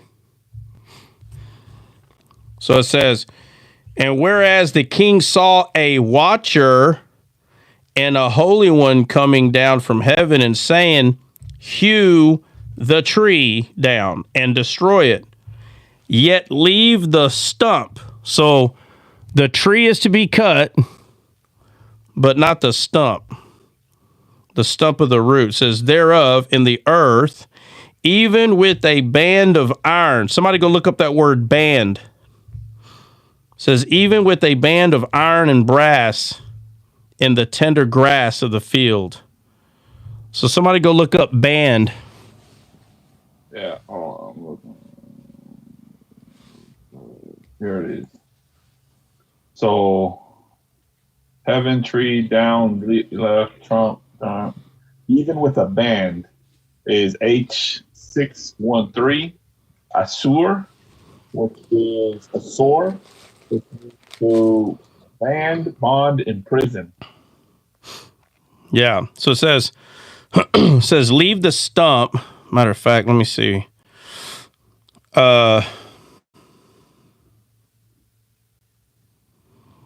Yeah. So it says, thereof in the earth, it says, even with a band of iron and brass. So it's talking about the kind of bands that you would like, fetters that you would put around people's wrist or put around people's feet. So talking about cut the tree down, leave the stump. I should not have to explain that. No? Do it. Exegete it. No, there's no exegy in this. Anyone that lies to you and say you can exegete this, they're lying out of their mouth. So the fetters would be the bands would be like the same ones that were put on Samson then. Because I remember it was bands of brass, of fetters of brass that was placed on him. Yeah, but what's the point? Why they put them on him? What was the whole point? What was the whole point of the story of Samson? One of the main points, like the whole point of the story. And I am talking exegean. No, exegete scripture. What's the whole point of the story? Basically to bring down the champion of Israel. Right, to bind him. Yeah. That's the whole point. To imprison him. Yeah, that's it. To stop him from being the judge. And the only way you're going to do that is by binding him. So that's why they went to Delilah and said, hey, find out where his strength lies. Bind him. So this says, cut the tree down, but leave the stump. And then after that, somebody read it. Leave the stump and what? What does it say? Read after that. Where is it? 23. Leave the stump of the roots thereof in the earth. Okay, so but watch. If you're just thinking like outside a tree, of course you're going to leave obviously you're going to leave the freaking tree stump and the roots and the earth. Like, the way that it's even explaining it is funny, because where else are you going to leave it? Like, if you cut a tree down, if you hew a tree, right? If you fell it, the stump is there and the roots are in the ground. I don't have to say to myself, okay, the roots are in the ground. I don't have to say that. I already know they're there.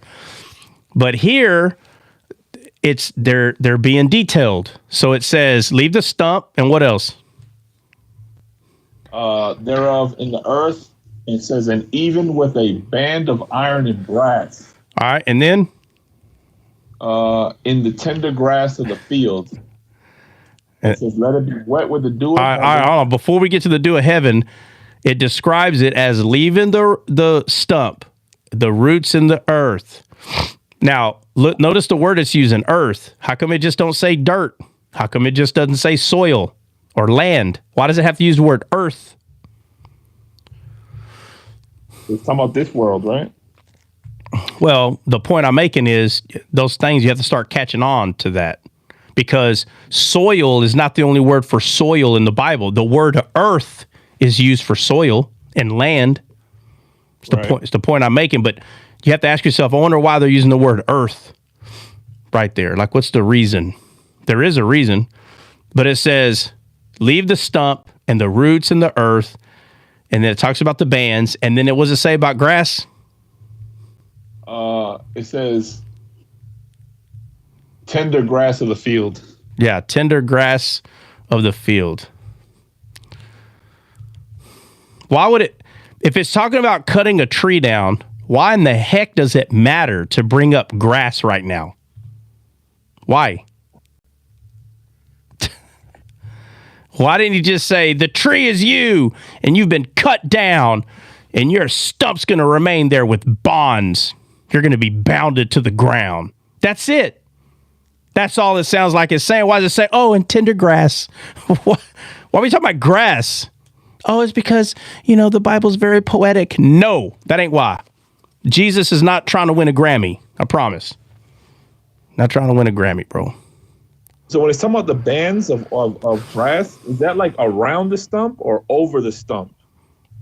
Well, no matter how you put it on there, the point is it's bound. That's the point. Okay. It's bound. So then it says, let's see, iron of brass, the tender grass of the field. So it says that the stump and the roots are in the earth, but the tender grass is in the field. Why is it not just using the same word? Isn't the field and the earth the same thing? Or wouldn't you think it was? Yeah, you would think it was. Yeah. Mm-hmm. Hold on. All right.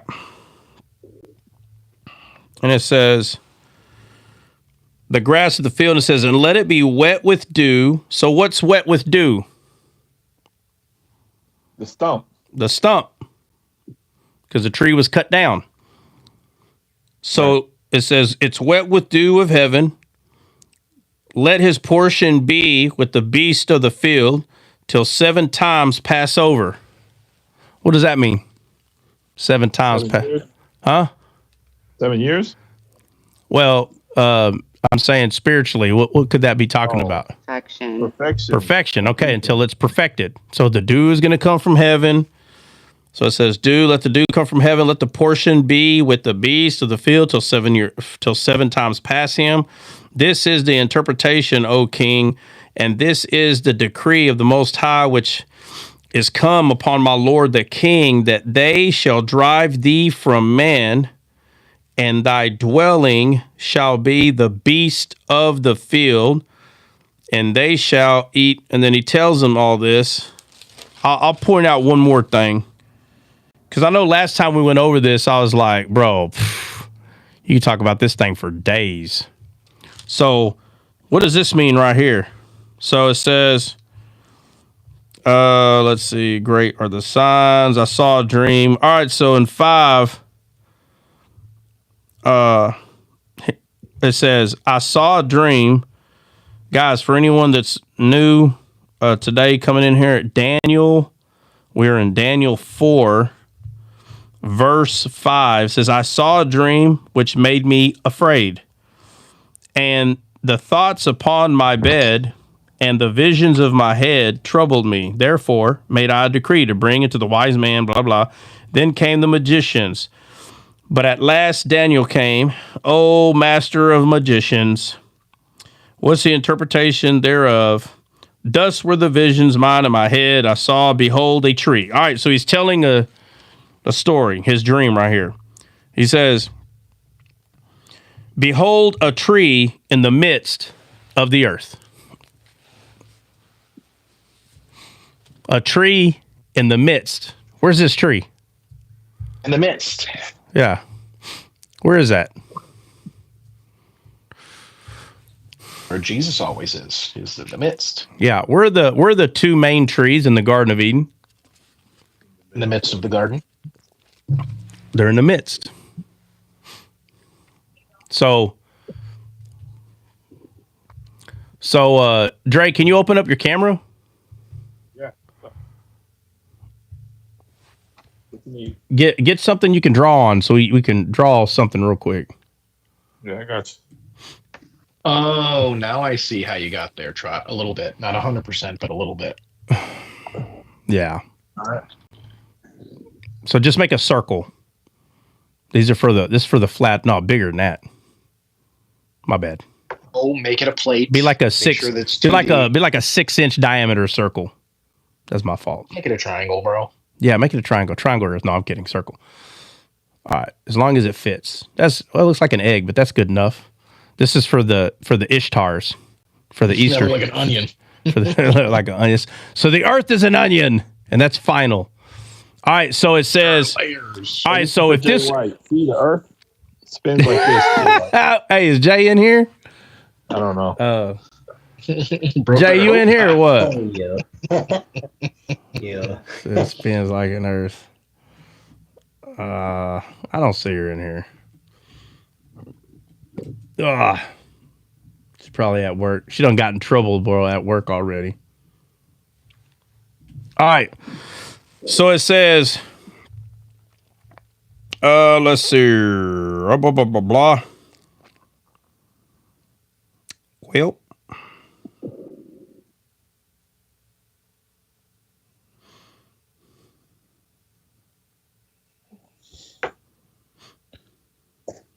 He said, well, I reckon I lost my spot. All right. Here we go. I'm in 10. All right, so Daniel 4:10, it says, thus were the visions of my head in my bed. I saw and behold a tree in the midst of the earth. So draw a little bitty old tree in the center. Don't got to be very big. All right, so that's a tree in the center. Now, draw another tree, like not too far from it. Try to keep it in the center as much as you can. Draw another tree. Yeah, right there is fine. All right, and then put a circle around one of them. It don't matter which one. It don't matter. All right, so the one that is circled, that's the Nebuchadnezzar one. That one right there. But notice the tree's in the midst. So isn't the tree of life and the tree of knowledge, good and evil in the midst of Eden? Yep. In the garden? Yep. All right, so here we are, a story about trees in the midst of the earth. And Nebuchadnezzar had a dream. So somebody would say, yeah, bro, but it was a dream. Yeah, no duh. No duh. I don't care if it was a dream. What about Joseph's dream, Trot? Does okay, that well, let's not talk about all the stories and cause confusion. We're just talking about this story. This one right here. This one. All right, so then it says for 10. All right. So behold, a tree in the midst of the earth, and the height thereof was great. The tree grew and was strong, and the height thereof reached unto the heavens, and the sight thereof to the end of all the earth. The leaves thereof were fair. What does that mean? Somebody go look up that word fair. All right. Beautiful. What's the Hebrew word? Sapphire, sapper. Sapper. Is it the only word for it is beautiful? That's the only word? Fair, beautiful foliage. The root word is fair as well. So yeah. What's the letter? The number for it, Benny? H209. 209. yeah, the root word is. I'm sorry, not H. I said 8209. Oh, 8. Sorry. 8209. Beautiful. The root word is goodly, also known as pleasing, beautiful, fair, comely. All right. Yeah. All right. So the point is, It's beautiful. That So the point is that it's pleasant, beautiful. That's the point. Okay. That's the point. So when someone says, "Yeah, but it's not pleasant. It means beautiful." Yeah, bro. I get it. Okay. But it's still pointing to a concrete truth. You can say both beautiful, you can say pleasant. Don't you understand? If a place is beautiful or pleasant, couldn't you say? So if someone was to ask you if they went somewhere and it was amazing and they said, "Oh, it was paradise." If you said, "Oh, really? Was it beautiful there?" Wouldn't they say to you, "I literally just said it was paradise. Why are you asking me if it was beautiful?" Right? Right. And if you were to say, "Okay, fine. Was it pleasant?" I literally just said it was paradise. Why are you asking me? Was it nice there? Was it cool? How was the temperature? What kind of people were there? Bro, if the person said that they just left paradise, you should not have to ask them those questions. Shouldn't you already understand what they're saying? Yeah. It's like I'm saying heaven on earth. Right. Okay, I just left heaven on earth. Really? Well, what was it like? What the heck did they just say, bro? Like, I don't understand. What do they have to tell you? Oh, well, let me pull up my banjo. And the sun came out. It was perfect. The people came around and we ate. I felt we doing good until it got really cold at night. And then we pulled out the rollerbladers and skated. I mean, do we got to make a whole song about how amazing it was if the person said it's pleasant, it was beautiful? Like, how many times, how much more do you need? This is how you know when someone is not understanding the Bible. You're not understanding the Bible. You're compartmentalizing stories and you're not allowing everything to mesh together. You're not allowing it. You're thinking that what I'm doing, that you're making the Bible mesh together. You cannot make the Bible mesh together. You can't make it do it. It's already doing it. That's why it comes out the way that it comes out. Unknown. That's why it comes out the way that it comes out. So it says right here, let's see, where was I?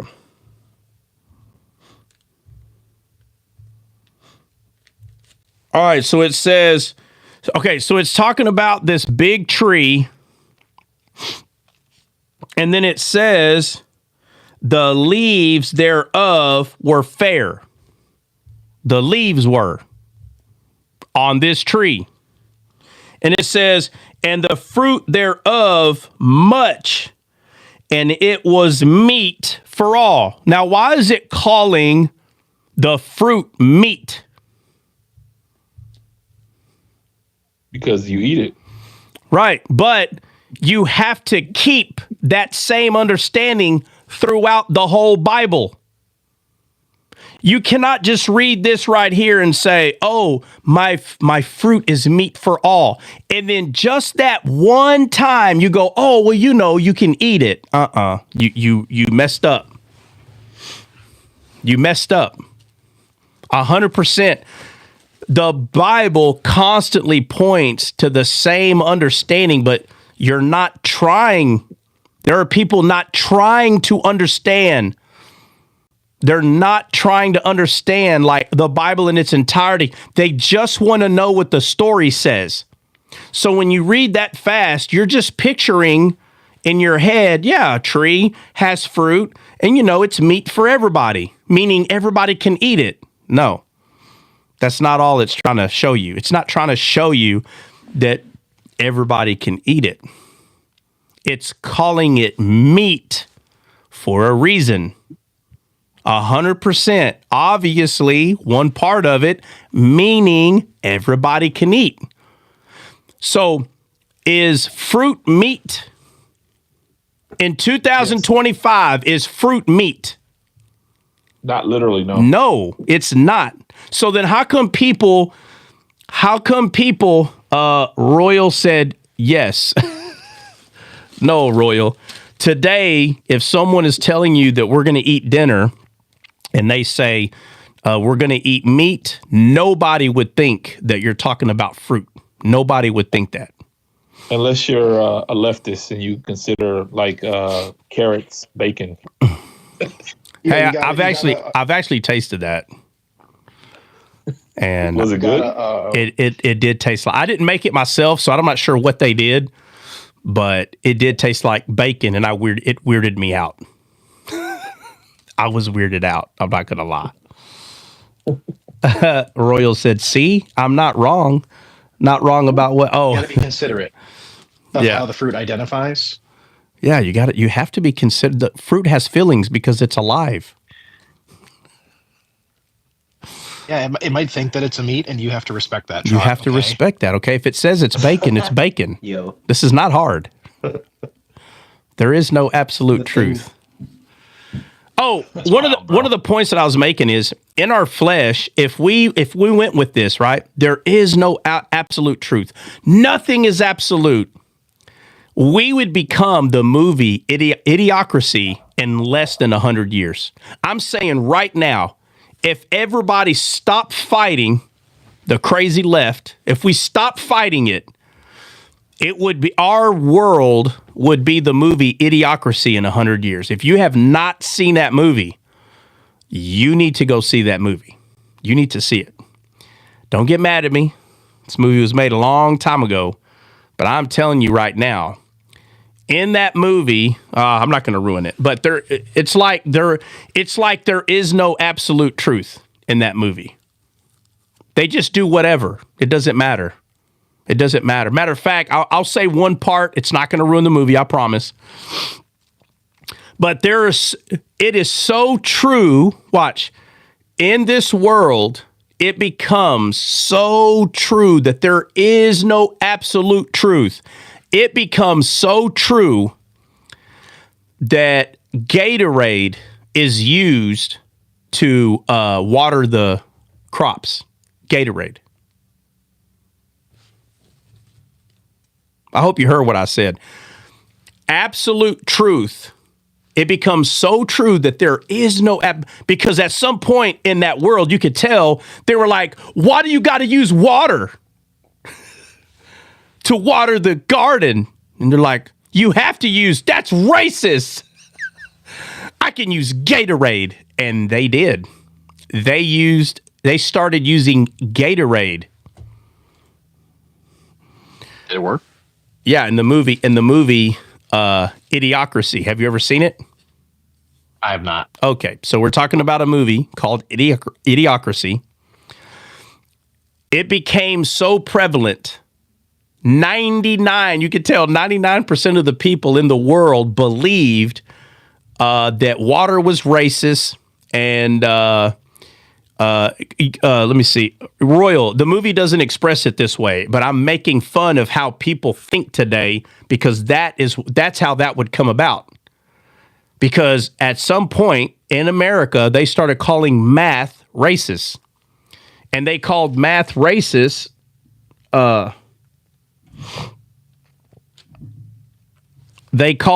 America, they started calling math racist because math has absolute truths. And there are people who do not want to believe in absolute truth because if absolute truth, if that was such a thing, then you can tell people that they're whatever gender they want to be, right? Because there's no absolute truth. Well, this movie, it gets so bad that they stopped using water to water plants. And we're talking about all the plants that you would eat.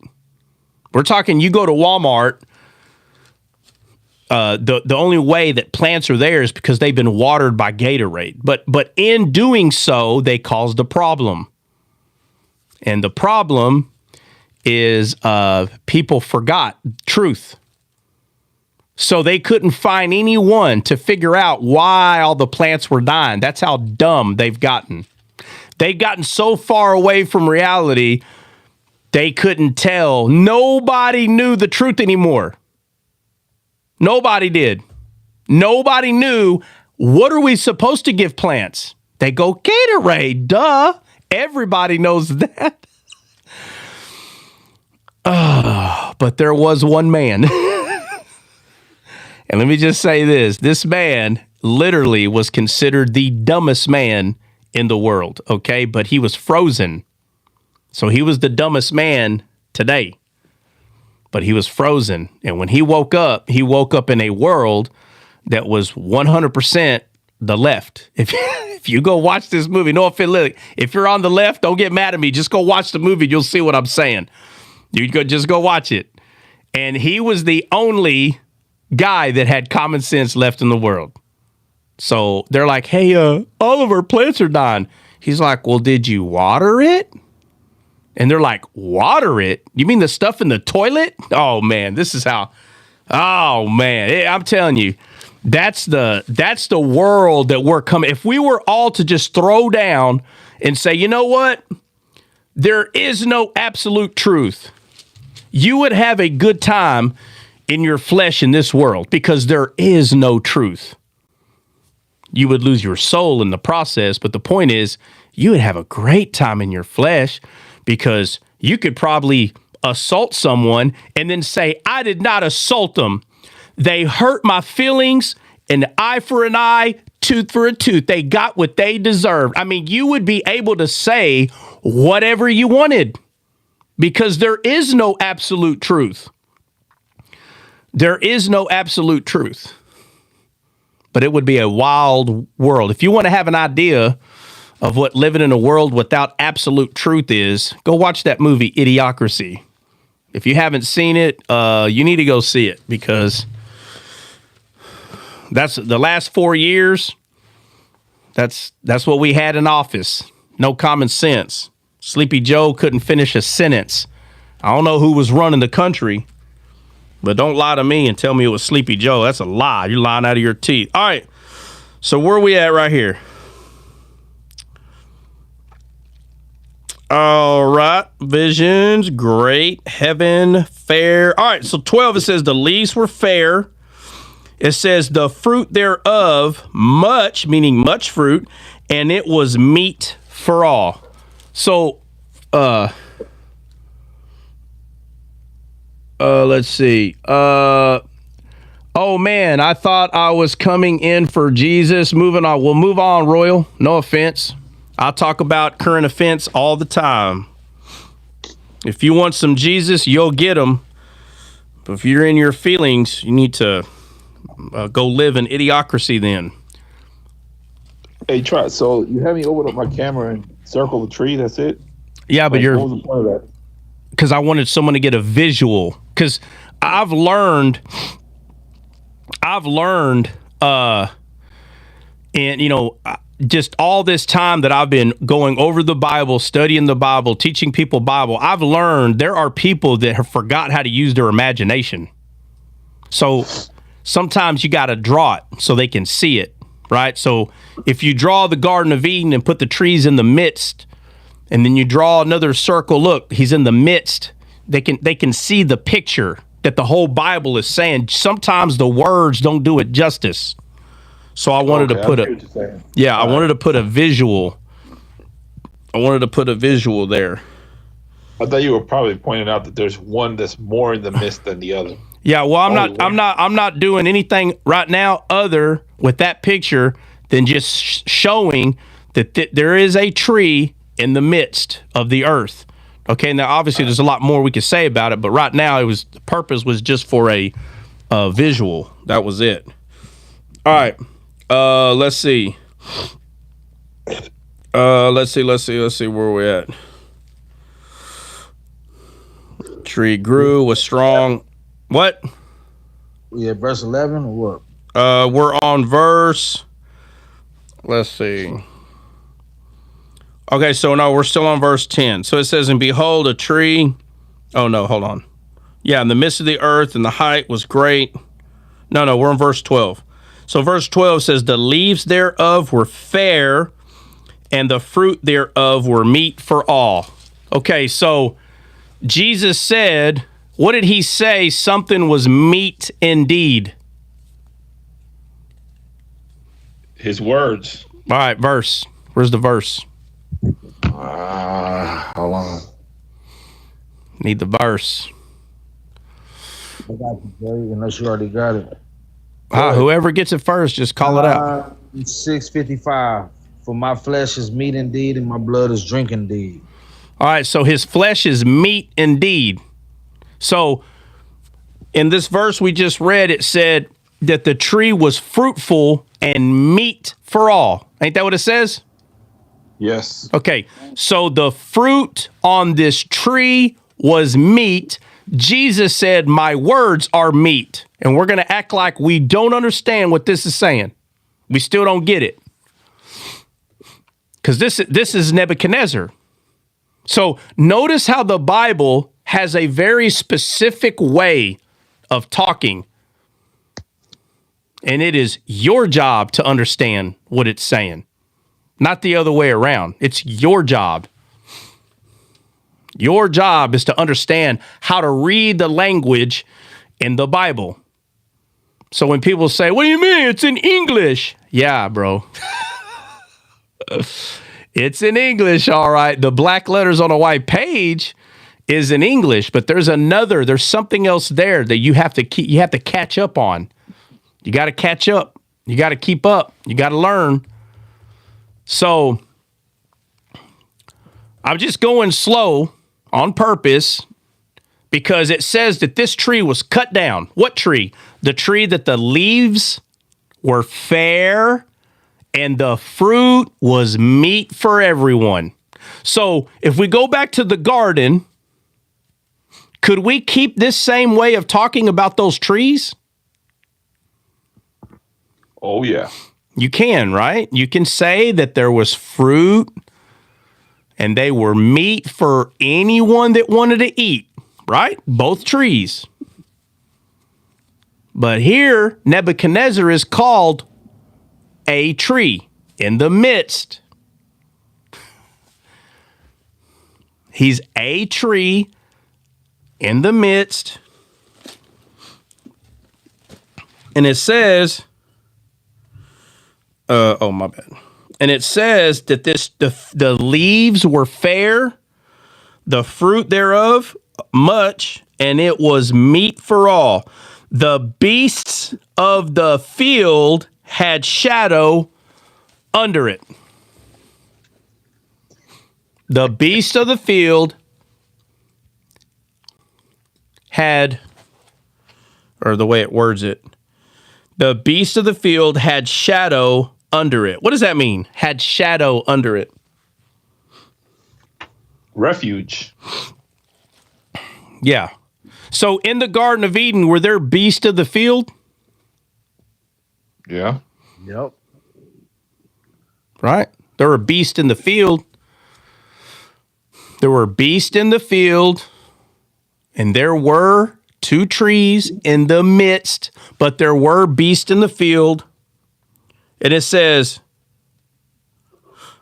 the beast of the field had shadow under it. It says, and the fowls of heaven dwelt in the boughs thereof. Talking about the branches. So it says the boughs thereof, and all flesh was fed of it. It says all flesh. All. Did it say some? All. All flesh were fed from this one tree. And it describes to us what it was fed. It said that there was a lot of fruit on it, and it was meat. Look what it says.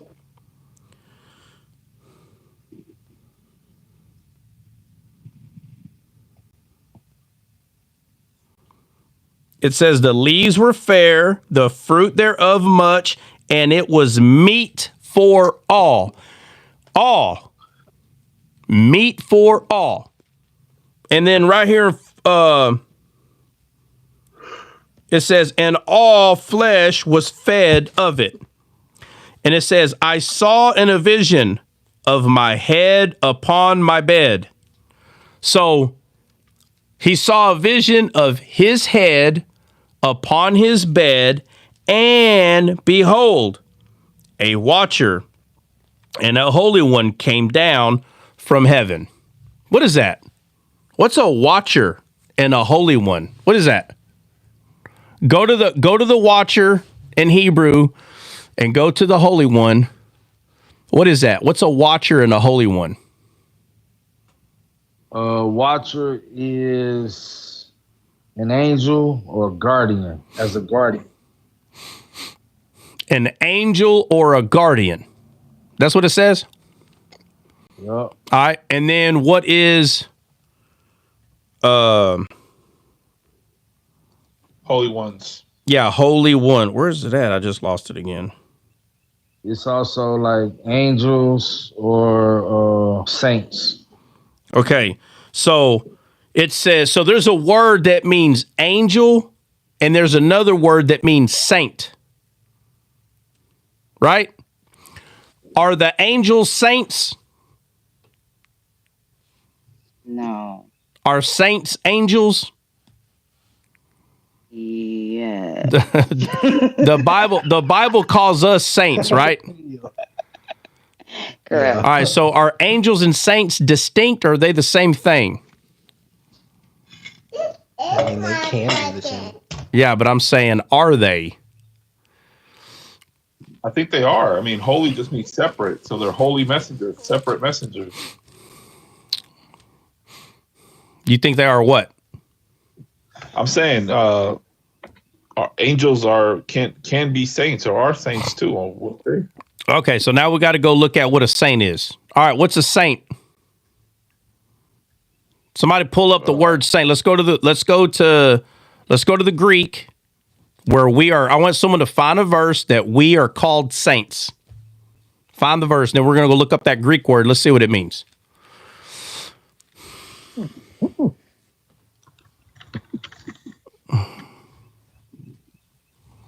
It says a football player from Louisiana. Yeah, that's a lie. I wouldn't use that Bible no more. Romans 1:7 talks about us being saints. So I'm going to look it up in the Greek. No, read the verse. Read the verse. What does it say? 16:2 as well. Read the verse. Yeah, All right.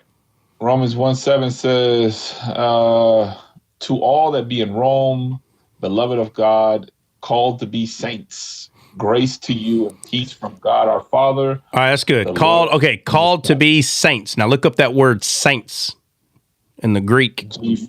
G40, which is hagios, which means most holy thing. All right, so we're called to be most holy thing through Christ. Paul makes a distinction and says that we will judge angels, not be angels, right? Right. All right. So angels and saints are not the same thing. That doesn't mean that an angel is not considered holy. but there is a distinction between an angelic being and a man that is a saint. It's not the same. It's not the same thing. So here it says, and let's look at this. Are the words different in Hebrew? Look. Oh, excuse me. Lord have mercy. All right. Let's see. Branches, leaves. I'm sorry, that ain't it. All right. So the word watcher and holy one, are those words the same in Hebrew? No, they're not. What are the words? Watcher is ear, and holy ones is Cadiz. All right. So even if we were to go look at those words and we can find that the other word, like Cadiz, let's say Cadiz could be used as angel or holy one, and you can flip-flop them. If you continue to study them, you will see that there is a difference between the two. So obviously, you can call a saint a messenger, but you're not going to call a man who is a saint an angelic being. You know that's not true, right? All right, so vice versa. All right, it says, I saw in the vision of my head upon my bed, and behold, a watcher and a holy one came down from heaven. So is this one thing who is a watcher and a holy one, or is it two things? It's both a watcher and a holy one. I feel it's two. Right. So what I'm asking is one thing coming down, and he's saying that thing is both the watcher and the holy one, or is it two things that came down? Two things. All right. So he says, I saw in a vision of my head upon my bed, and behold, a watcher and an holy one came down from heaven. It's one. Why? It's one. Why do you say that? You got to have a reason. Because I looked it up from a root corresponding H5782, a watcher that is an angel as guardian watcher. Jen, what are you talking about?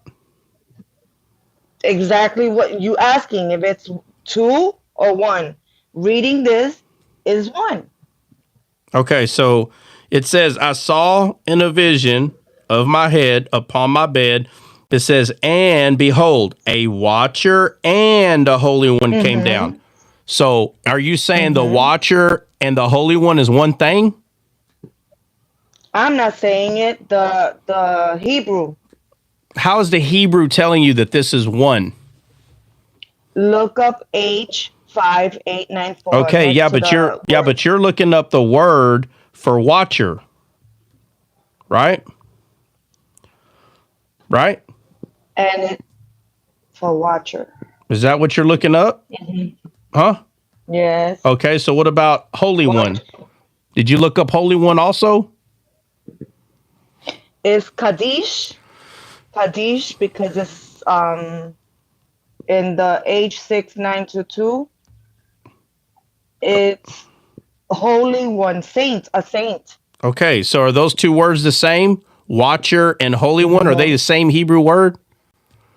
Wow, no. So now I'm confused because the other one said that it is the same, and now this one is saying that it's Hold on. What do you mean the other one is saying it is the same? What are you talking about? The one I told you prior. Yeah, the word watcher, okay? But I'm saying watcher, right? Watcher. Where are you getting the idea that you're saying it's the same as what? As an angel, because you said, is it an angel coming down? No. Like the holy one? So we already looked up. Okay, so look, we looked up. Check it out. We looked up the word watcher. We know it means angel. And then we looked up holy. Okay, listen. And then we looked up saint. Okay, I'm sorry. We looked up holy one. It means saint. So are those two words the same Hebrew word? And were I you guess looking at the commentary? Is that what it is? Are you? no, What you no. said? So No, the Hebrew words are different. Okay, so this yes, they are. this would be one of the times that you could use that and say, okay, well, the Hebrew words are different, so Right. there's a chance that they're not the same. There's a chance, but I'm not giving the answer. I'm just saying sometimes one thing could be called two things. It does happen a few times in the Wow. Bible. But what I'm saying is I'm asking, is this one thing that Nebuchadnezzar is saying he saw, or is it two things? So, all right, so let's go. Let's continue. So it says, all right, so we're still at 13. I saw in a vision of my head upon my bed, and behold, a watcher and a holy one came down from heaven. It says, all right, so is this watcher or holy one? It says, he cried aloud and said, thus hew down the tree. All right, so he said he came down. So now these two are one or what? Yeah, it has to be one because I said it. One. Go ahead, but Dre. the watcher and the holy. I'm going into like the phonetics of it, and then holy one is an adjective, so it's not a noun in the Hebrew. Like the original Hebrew would consider that an adjective, like a description of the watcher. Yeah, which would make it one person. All right. So look. So let's go over it again. This happened in his vision. He says, and behold, a watcher and a holy one came down from heaven. A watcher and a holy one came down. So is Nebuchadnezzar saying that he's describing, I saw a messenger saint come down? Yes. Okay. So we go to the next verse, and it says, watch. He cried aloud and said.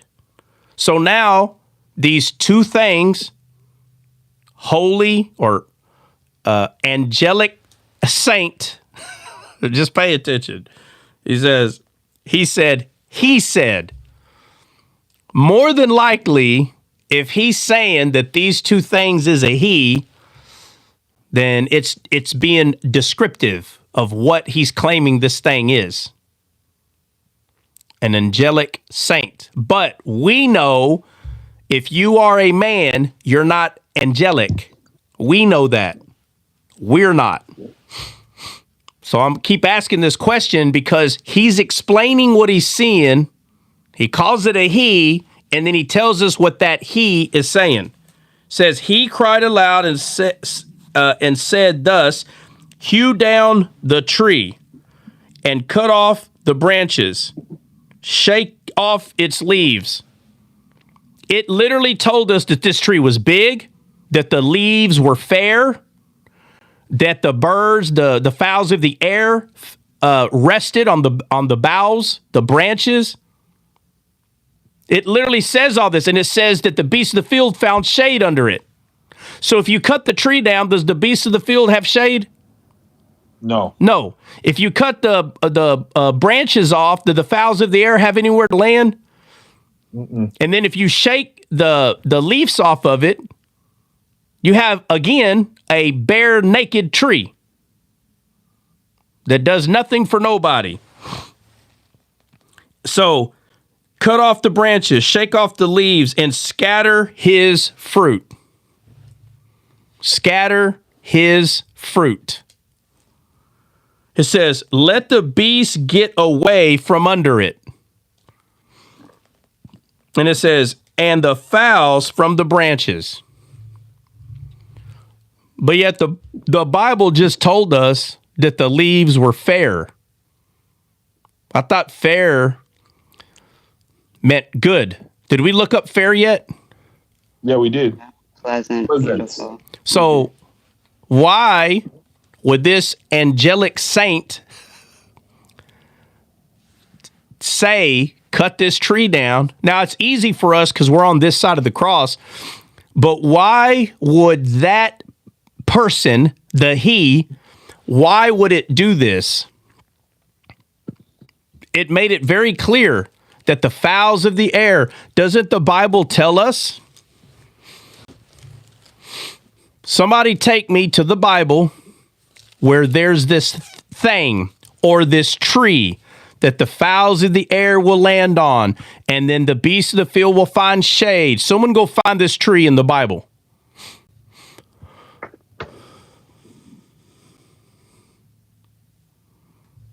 Who is that? Kapora? What'd you say? 90 hours later, still no.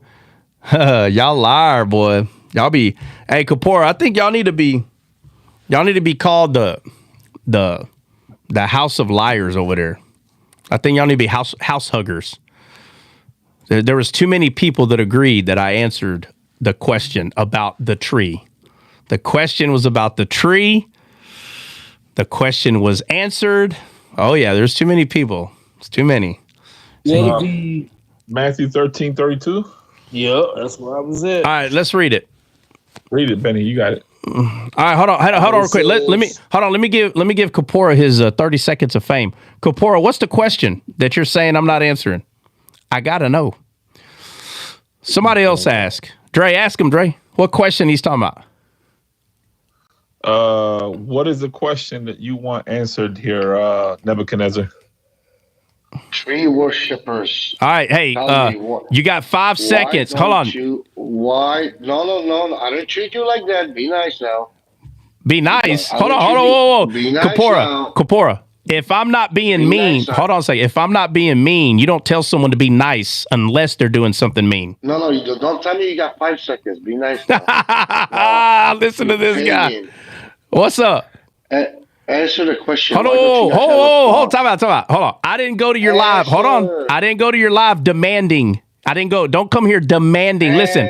Hold on. No. Just ask I want to know what's the question that you're saying I didn't answer. Hold on. You have a cross instead of a tree. All right. So we're going to go over this again. After I answer you. Hold on. Let me finish. After I answer you, there will be no more from you or your goons about me not answering questions. Listen, hold on. Let me finish. I went up to your live because you was asking about the tree. So why? The question was not, why don't you have a cross? The question was, what does the tree mean? And I answered. Oh, it's not the question. Hold on a second. Asked.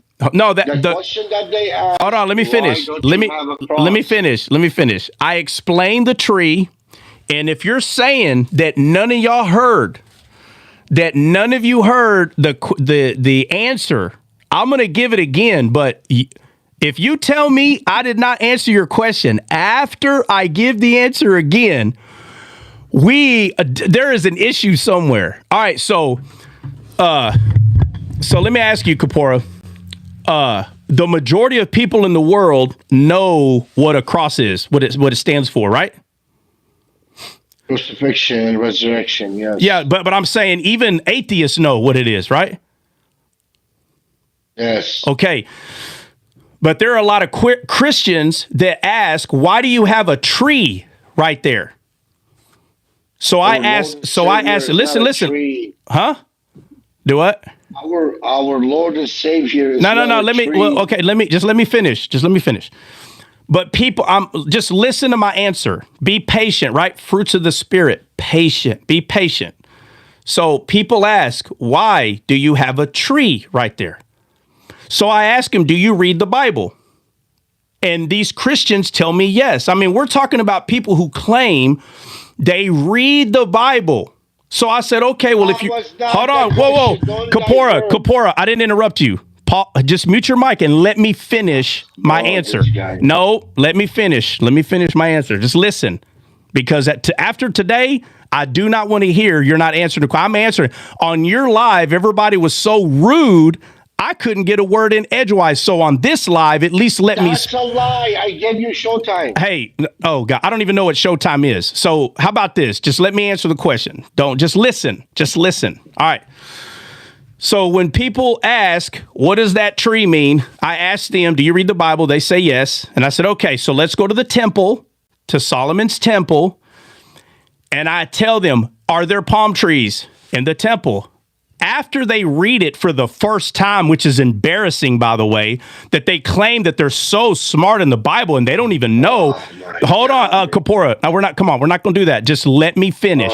At least on my own live, let me have a voice. Come on. Let's not do that. Okay, all right. Go. All right. So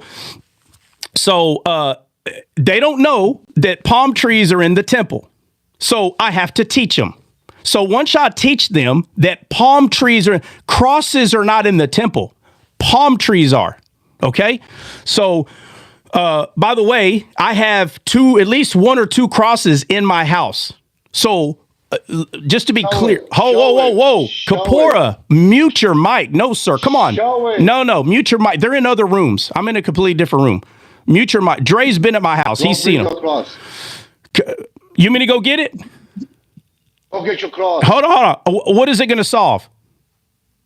It's going to solve a lot of No. Tell me what it's going to solve.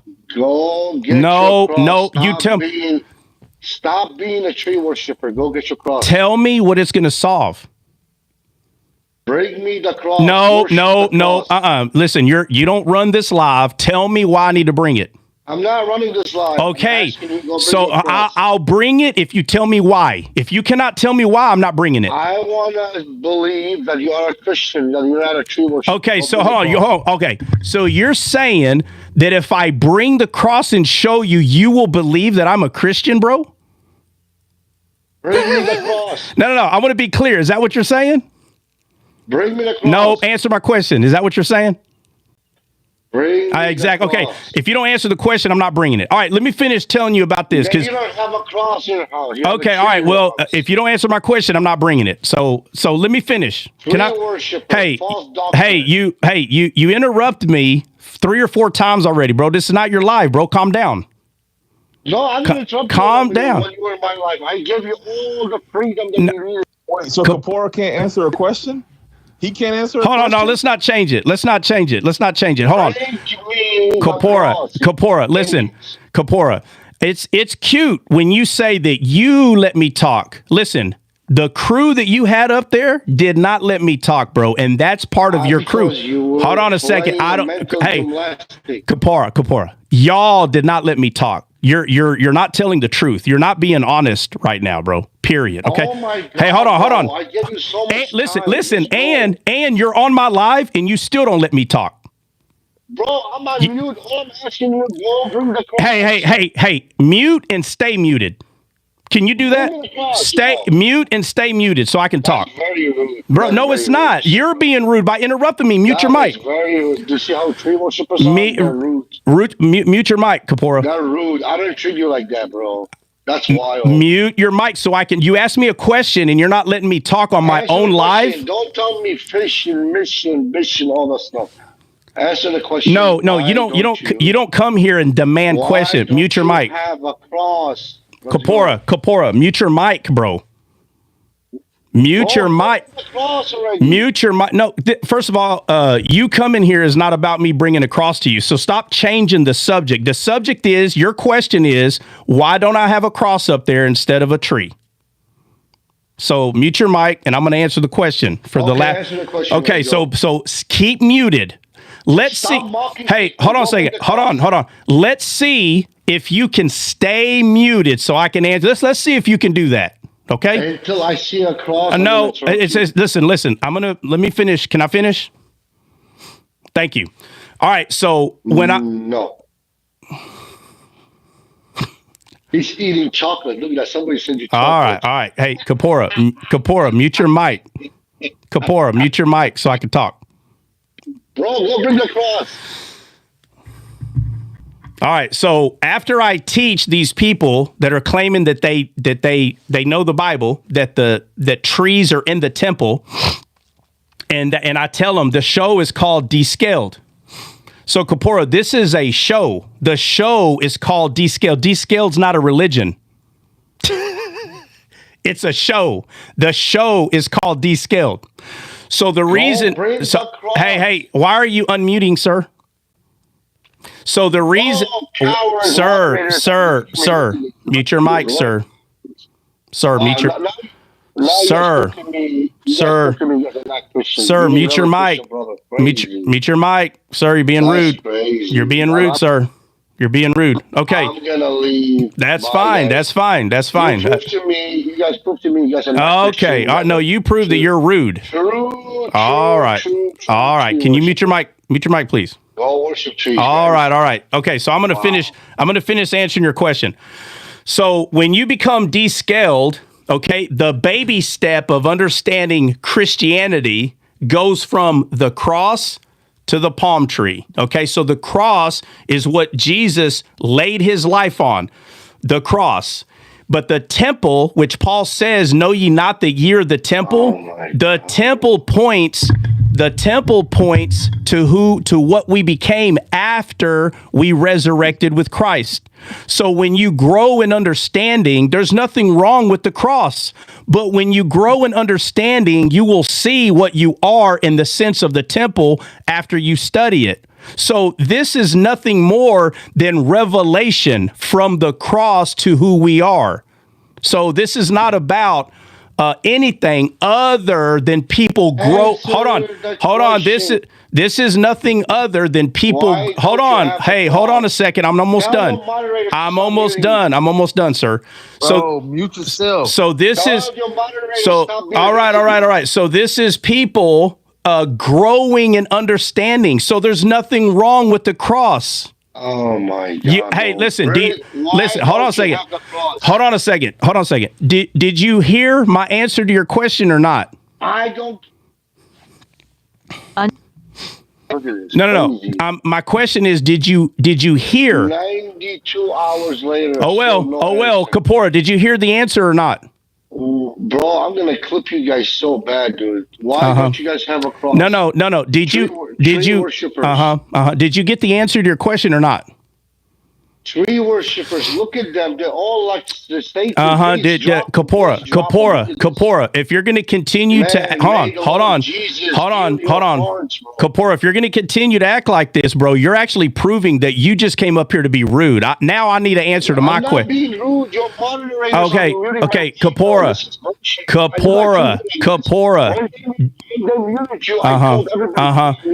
Okay, I'm asking you a question now. Look at this. Okay, I'm asking you a question. Did you tell them? No, answer my question. No, I answered your question. Answer mine. You didn't answer the question. Okay, I didn't answer your question? No, you didn't answer. All right, hold on. Does anybody here confused? Is anybody here confused? The question was why don't you have a cross again? Yeah, I know. I'm talking. Hold on a second. The question was why don't you have a cross? I just answered you.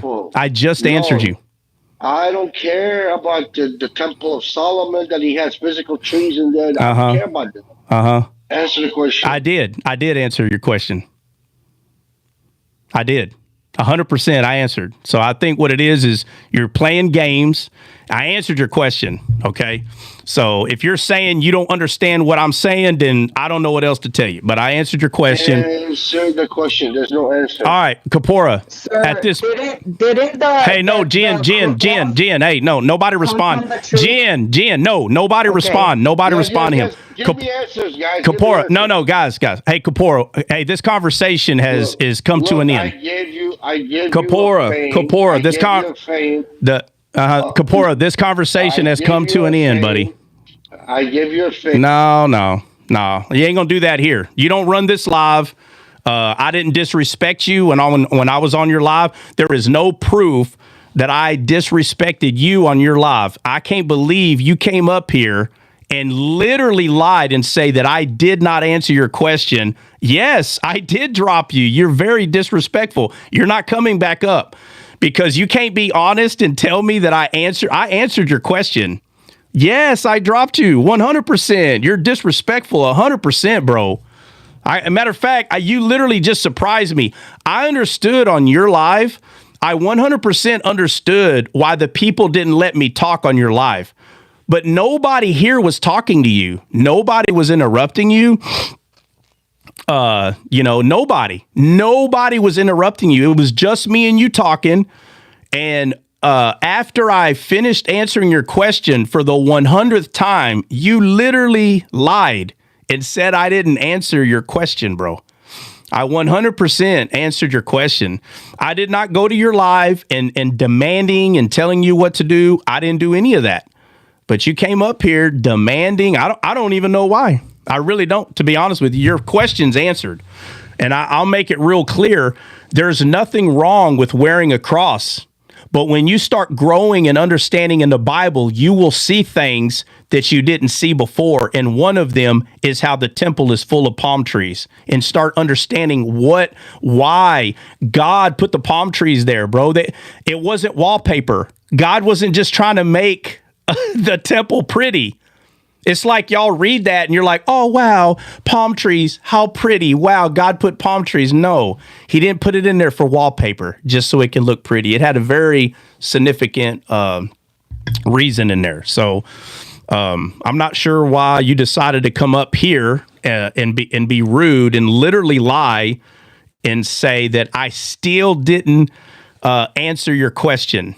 Wow,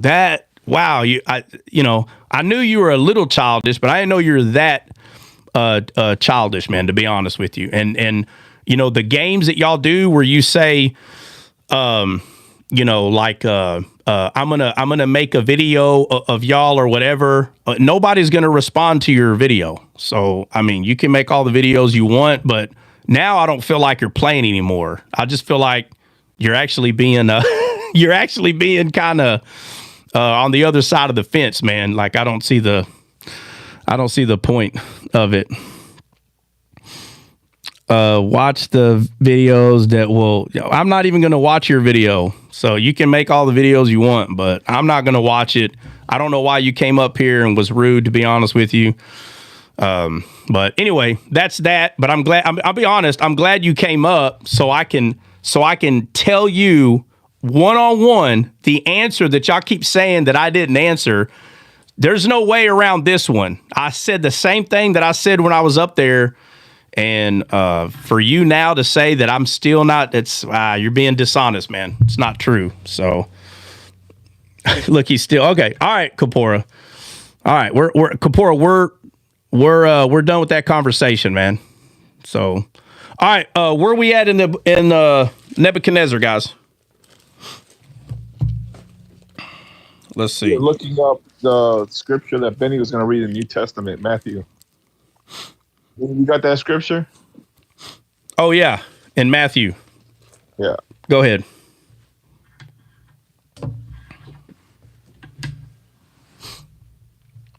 Oh, Benny, you there?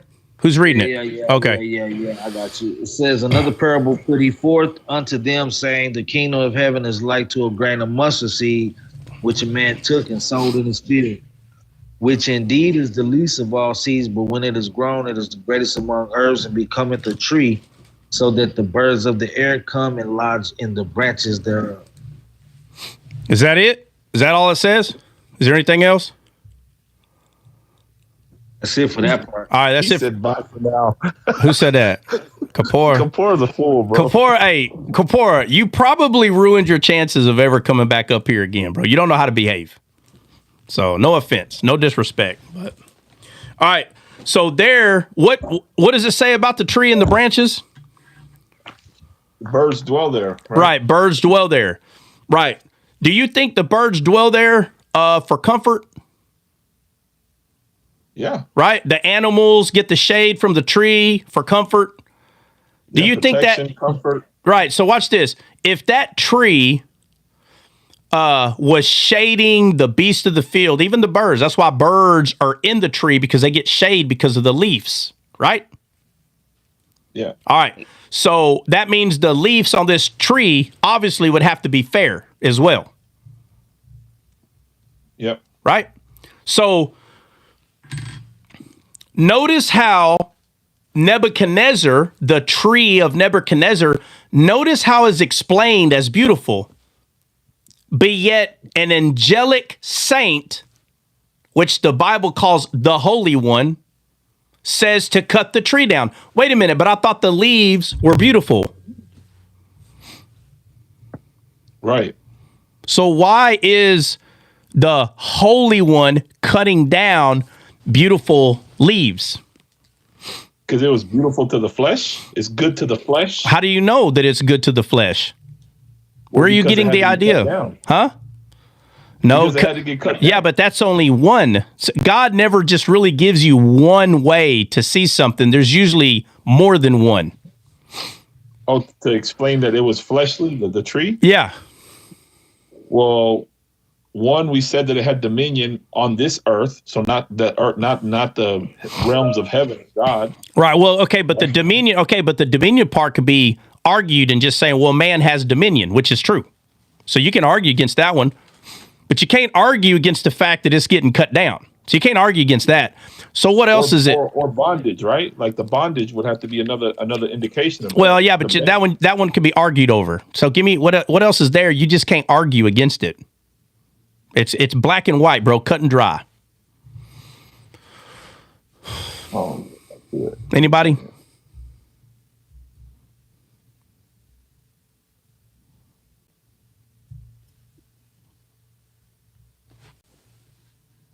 The tree was corrupt.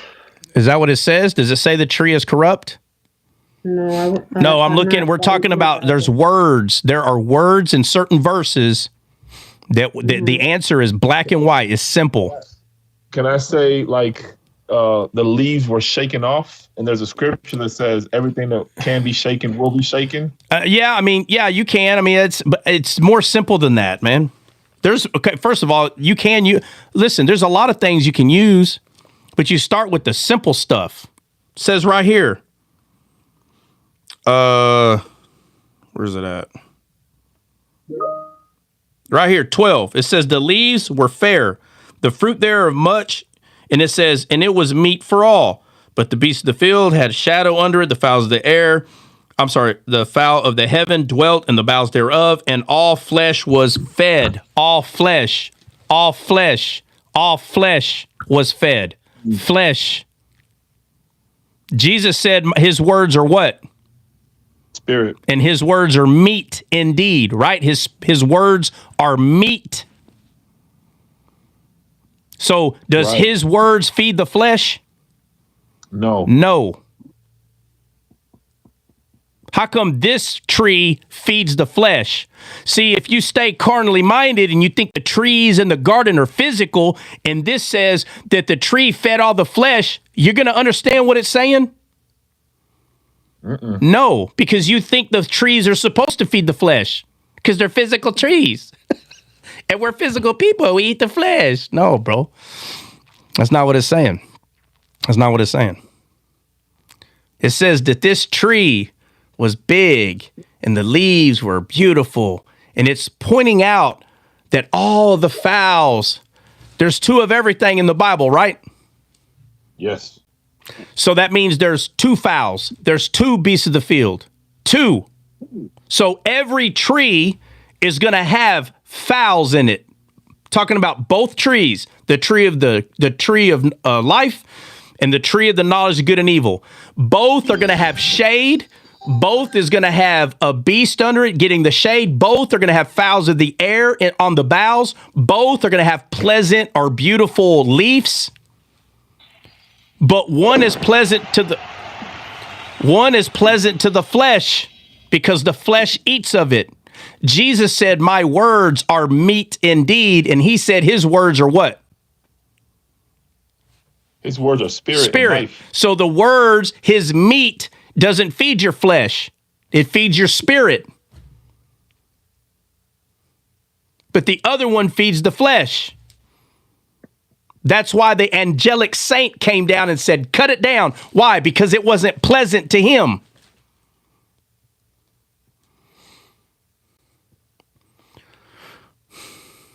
That tree was pleasant to the flesh. So back to the garden, God said, don't eat of that tree. Why? Because it was not pleasant. It was initially when he created Lucifer, but it was no longer pleasant. So he told Adam, don't eat of that tree. But while Eve is having conversation with Lucifer, the serpent, she says, oh, look, good for food and pleasant to the eyes. No, bro. Pleasant to your physical eyes, your fleshly, meaning your own desire. She started having her own desire.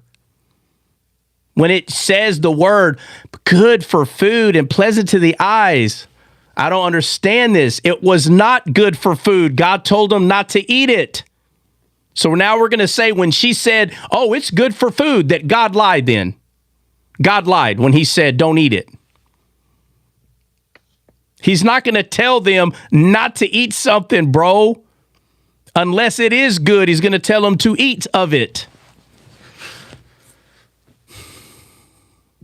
So this tree was pleasant to the flesh, meaning your own will and your own desire. The belly.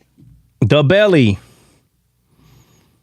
Breezy, what are you talking about? I don't know what's going on. What do you mean? What are you talking about?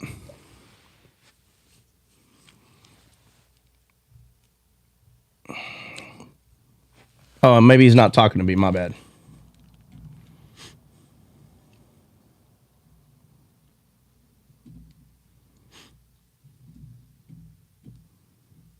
He said it keeps dropping him. Yeah, I don't know. Maybe you got bad reception then. I don't know what's going on. Dre got dropped earlier, but I dropped him. He thought it was a computer, but I dropped him because he kept eating with his mouth full. Yeah. Dre, do you know I dropped you, bro? A Christian. I knew somebody dropped me. I put in there. I said you're a Christian. Do what? He was pulling a Christian. Who? Yeah, he was. Dre was like, I was like, oh, heck no. Pink. Dre comes up. Hey, man, who dropped me, bro? I knew somebody. Hey, Dre, come up hot. So I put in there. I said, all that food in your mouth dropped you. You didn't see my message? That was no fun. That was a good comeback. I was like, all that food in your mouth got you dropped. That's what dropped you. The food did. It wasn't no human. It was the food did it. You're eating from the wrong tree, bro. It was good. I bet it was. It sounded good. What was it? Arepas. What is that? Oh man, trying to explain that to the ears. It's like a corn. It's like a corn patty. Hold on. The thing you make all the time. Yeah, but arepas it's kind of the same, but not the same. Oh, it's made from the same stuff. Yeah. No, that sucker fire the way you made it that one time. Yeah. Hold on. What did we have with it? Bollitos. We had like cheese, butter. Oh, that's what it was. Nah, that's what it was. Yeah. Cheese and butter on top of it. That sucker was great. I ain't gonna lie. All right, where we at? 12. You just finished. We're talking about Nebuchadnezzar's tree was a flesh pleasant to the flesh, the belly. Right. So and all flesh ate of it. All flesh ate of it. So this tree, 1,000%, if you have not figured it out, this tree is the son of Satan. That's what this tree is. That's what it is. Son of Satan. If you are not born again, you are the same seed of his kind. Same. Fleshly. Not God's will, your will.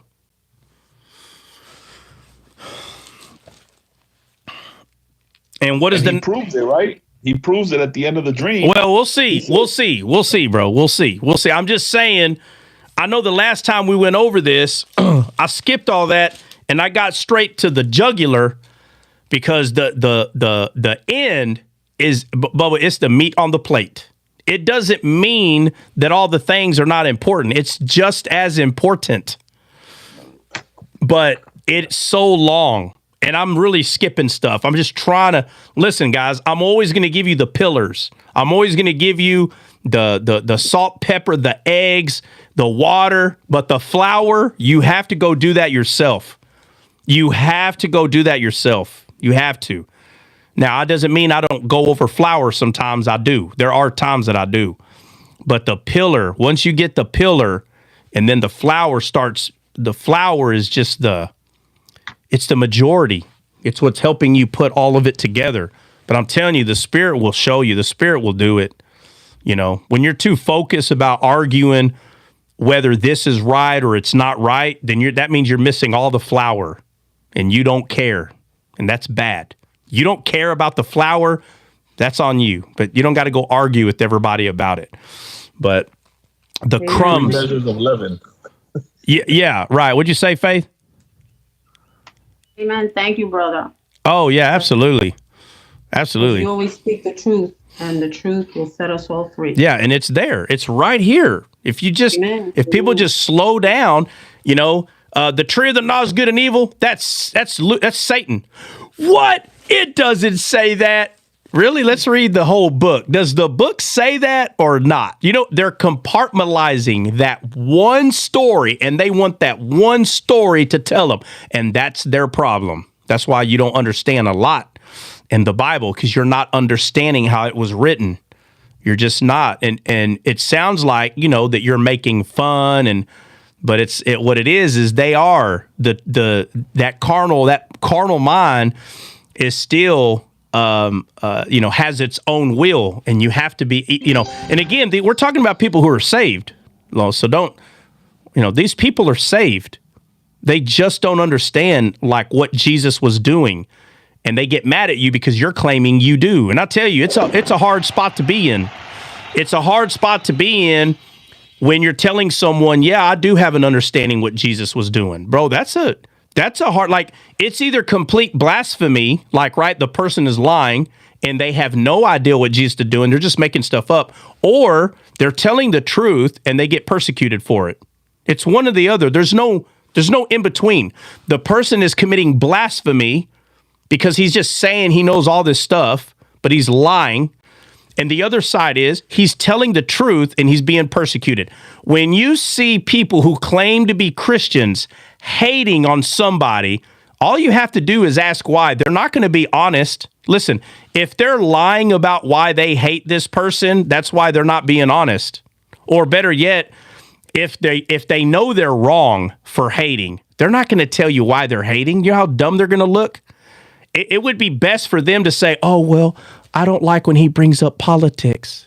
Oh, okay. Right. That it would be better for them to say that. They're not going to say, well, I don't like that he got revelation before I did. Bro, people are not going to say that. I mean, wake up. They're going to make it sound like they have a problem with the person. That's what they're going to do. But they're lying. They don't have a problem with the person. That's not what they have a problem with. Well, sometimes he's mean. Okay. So wow. Who can argue that? If someone says, well, he's just mean, and who can argue that? Nobody. That's why they say it, because nobody can argue, because it's my truth, and that's what I believe. Wake up. That's not the issue. Alex, what'd you say? I don't understand what he's saying. Heretic, yeah. Yeah, but they're not going to say, I don't understand what he's saying. They're not going to say that. Heretic, that's not the Bible. That's not what it says. That's not what it says. That's not what it says. They'll just keep saying, it doesn't say that. Wow, I don't know, man. This tree said that it had beautiful leaves. Why would an angelic saint cut a tree down that has beautiful leaves? Huh? Why would he cut that tree down? Because if a tree has beautiful leaves, shouldn't it be a good tree? It says that all the flesh eat from it. Wow, everybody's eating from this tree. Beautiful leaves, it says.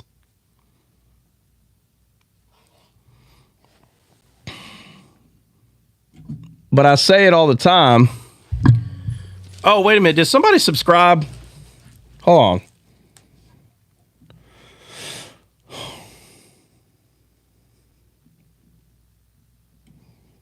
Oh, my Lord. What? What are you saying, oh, my Lord, about? CJ? There's a troll account. We'll go with that. Oh. Yeah. Guys, if somebody is in here trolling. Don't communicate with them. Come on now.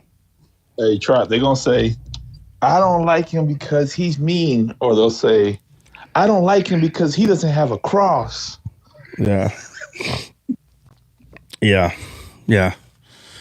But I'm saying I got one or two. I might have more than one or two. I could probably find, and matter of fact, behind one of these curtains, it's either right here next to me or like where y'all were sitting, Dre, behind you. There's either one right there or one right here. I just can't remember where it's at. And it's so I know it's not right here. I know it's not right there. So it's either in that corner or this corner. One of these corners of this room, there's a cross, bro, and it's like as long as this Bible. And that's just one. That's just one. There's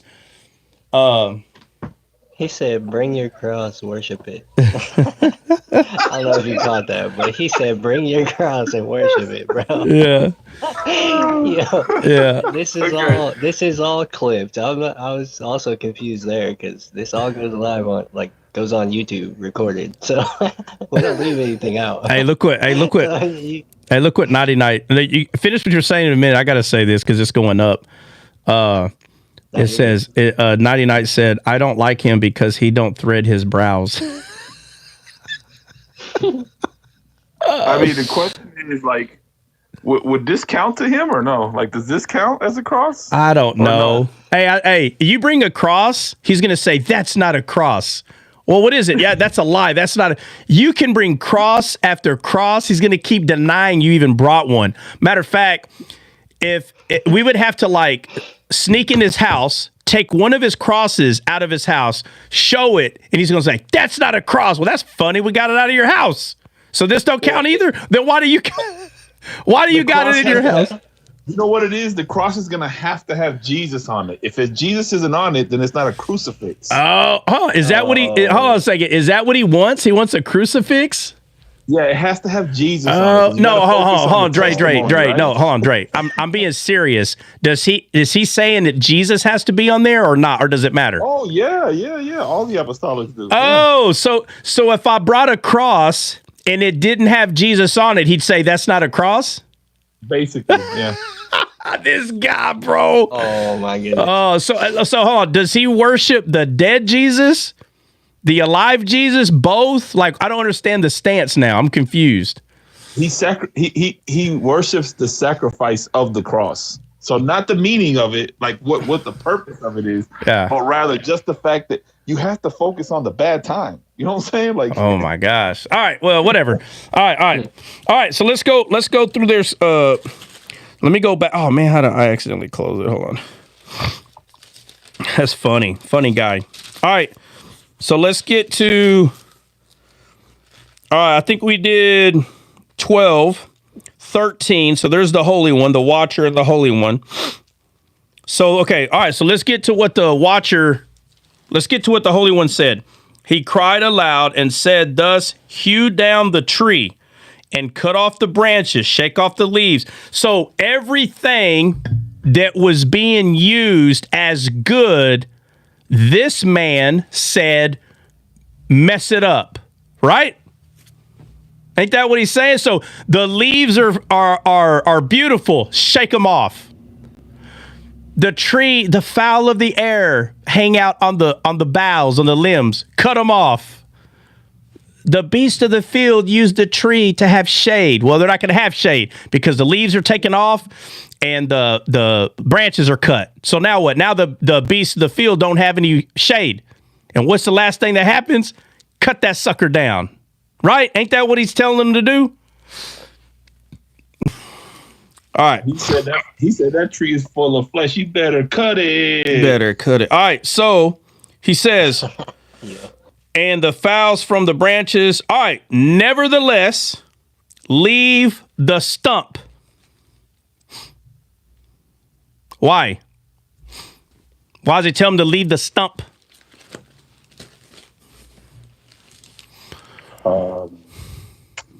I honestly don't have an answer for that. Oh my God. Yes, y'all do, man. We go over this all the time. It's the root that has to be changed.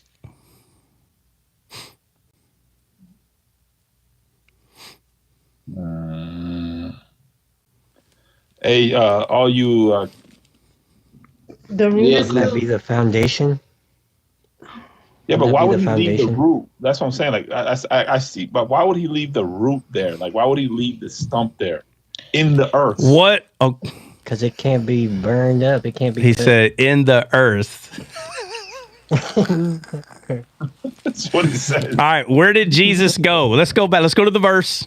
Let's go to the verse. I want someone to tell me when they were asking Jesus for a sign, he said, "You shall get no sign."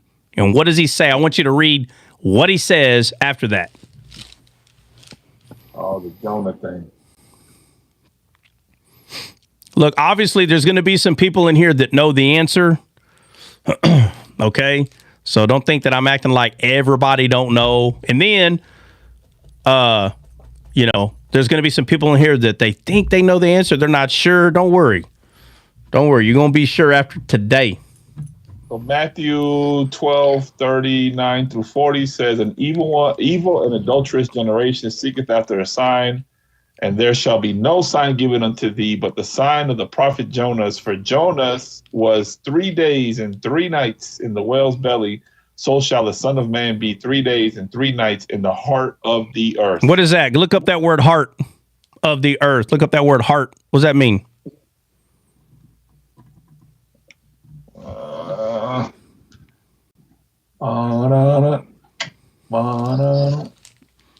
It means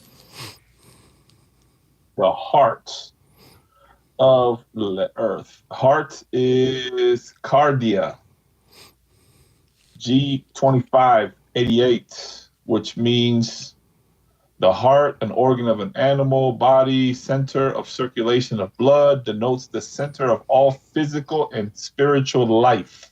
Okay. The vigor. Yeah. So it's the midst, right? It says the middle or central or innermost part of anything, even though inanimate. All right. So that's the midst, right? Yes, sir. Okay. So he went to the midst, the heart of the earth, the center, the most center. Pull up your picture again.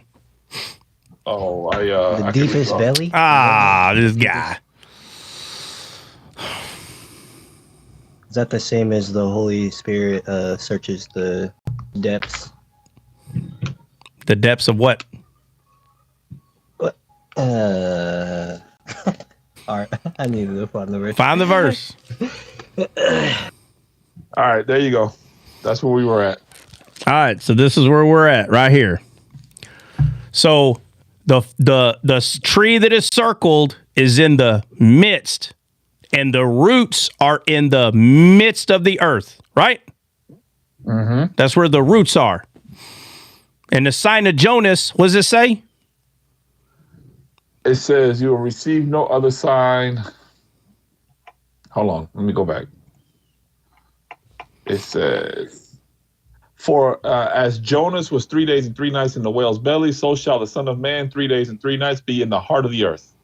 Right, and we looked up heart, and it literally means the most center of anything, which is the midst.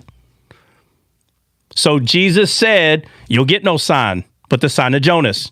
So just like Jonah, and he explains what Jonah did, he said, so shall the Son of Man be 3 days, 3 nights in the midst of the earth.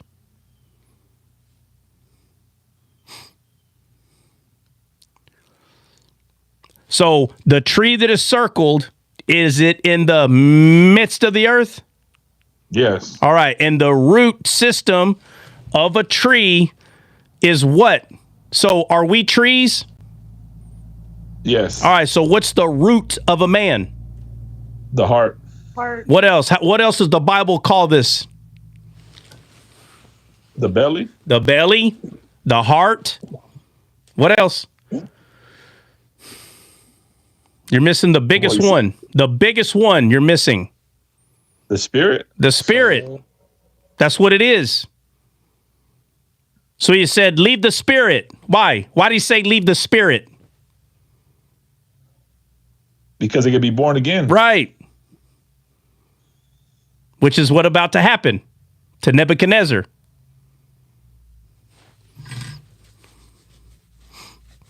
So when Jesus was 3 days and 3 nights in the midst of the earth, in the heart of the earth. It says that Jesus was in a tomb, in a garden, in a stone tomb, because the first Adam became unalived in a garden. And when Jesus resurrected in a garden, he resurrected in a stone tomb because it represented man's heart, the stony heart. So when the Bible says, I will remove your stony heart and give it a heart of flesh, when Jesus resurrected in that stone, he resurrected man's heart. Man's heart is resurrected. But if you don't believe it, you cannot be grafted into it because you don't believe, but it's already resurrected. So when Jesus resurrected from the death of the first Adam, he becomes the last Adam inside the stony heart, which is in the midst of the earth. He resurrected and brought that heart alive.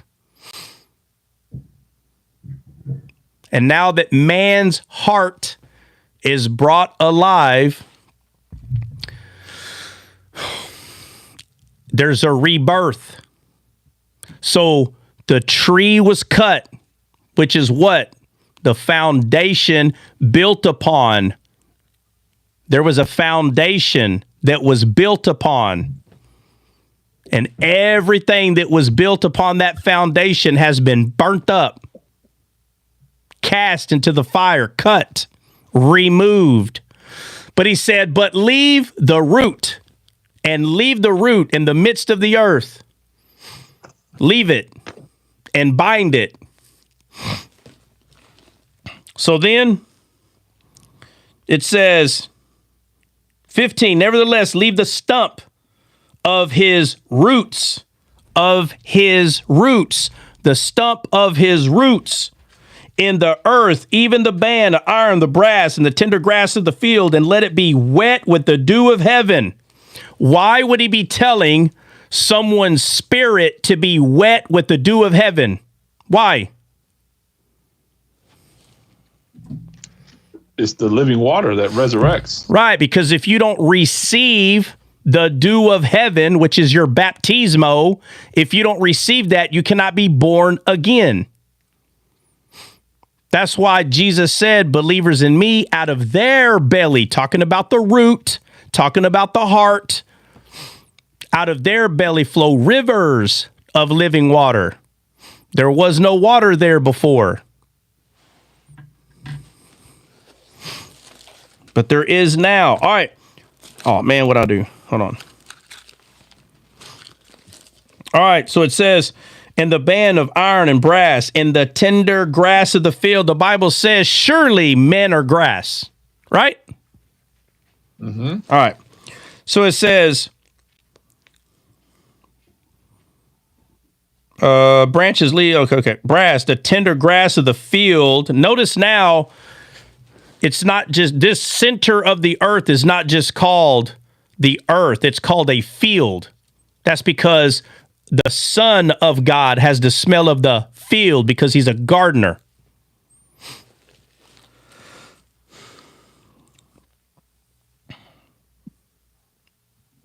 Nevertheless, the stump, the brass, okay, tender field says, let it be wet with the dew of heaven, and let his portion be with the beast in the grass of the earth. Let his portion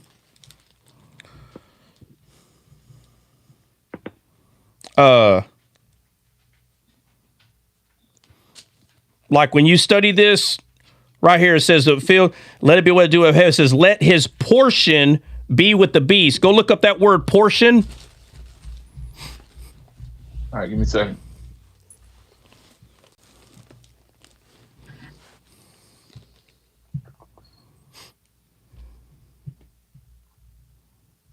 Oh, I'm in Daniel 1. Shoot, my phone.